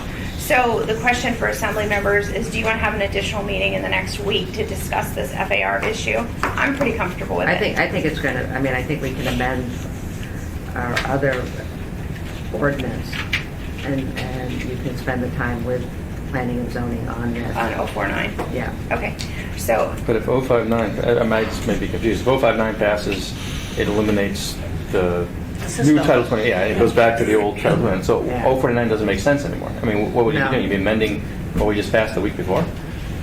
Well, 049 amends the new Title 21. Right, but this yeah. 059 takes away the new Title 21 for A year. For a the FAR. year, yeah. Well, as written, this makes permanent changes to the FAR Right. system. It eliminates the bonus system. 059 then tinkers with that bonus Tinkers, system, yeah. but what's the This is point back if it's to the- been eliminated? yeah. it can be added back in. The whole intent was to go ahead and move the logjam over to here, and as those corrections come forward, they can be added in. And That's not what it says. So there's some cleanup And there's no necessary AM. Exactly. on the ordinance, because by just putting the design standards aside and not the Right. other things, then you're kind of halfway, right? I think, from my perspective, what I want to hear is that people that have actually tried to build with this or conceptualize a project with that FAR think it's straightforward and they can make sense of it. Right. I don't do that. I mean, our projects don't do that sort of scale, and that's what that's what's missing, to really feel comfortable with the changes. The changes in 059 or 049. That would be Or both. more the specificity in 049.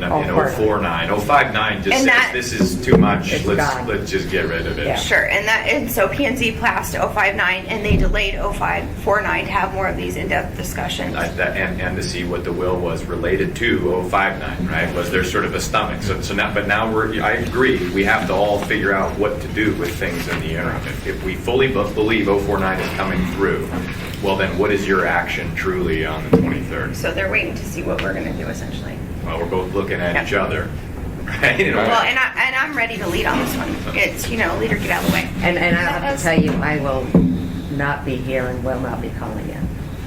On the 23rd.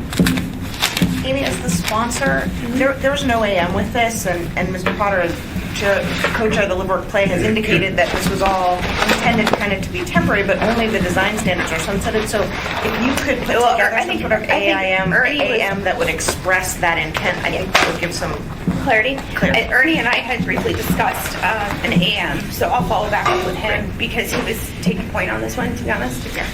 So I'll talk to him about that too, because I would be more comfortable with an AM. I think that would help. Yeah. So we'll work on that. At this point, our next meeting will be July 15th at 10 a.m. Erica, can you check the room, see if it's available? And then if assembly members decide they want to have another work session next week regarding the FAR, if you think about it, in the next couple days and you think it's necessary, I'm more than willing to do it. Just let me know. I personally, I'll just tell you right now, I'm not a big fan of the bonus system, so I'm ready to go full board, but that's just me. So with that, we are adjourned. Good.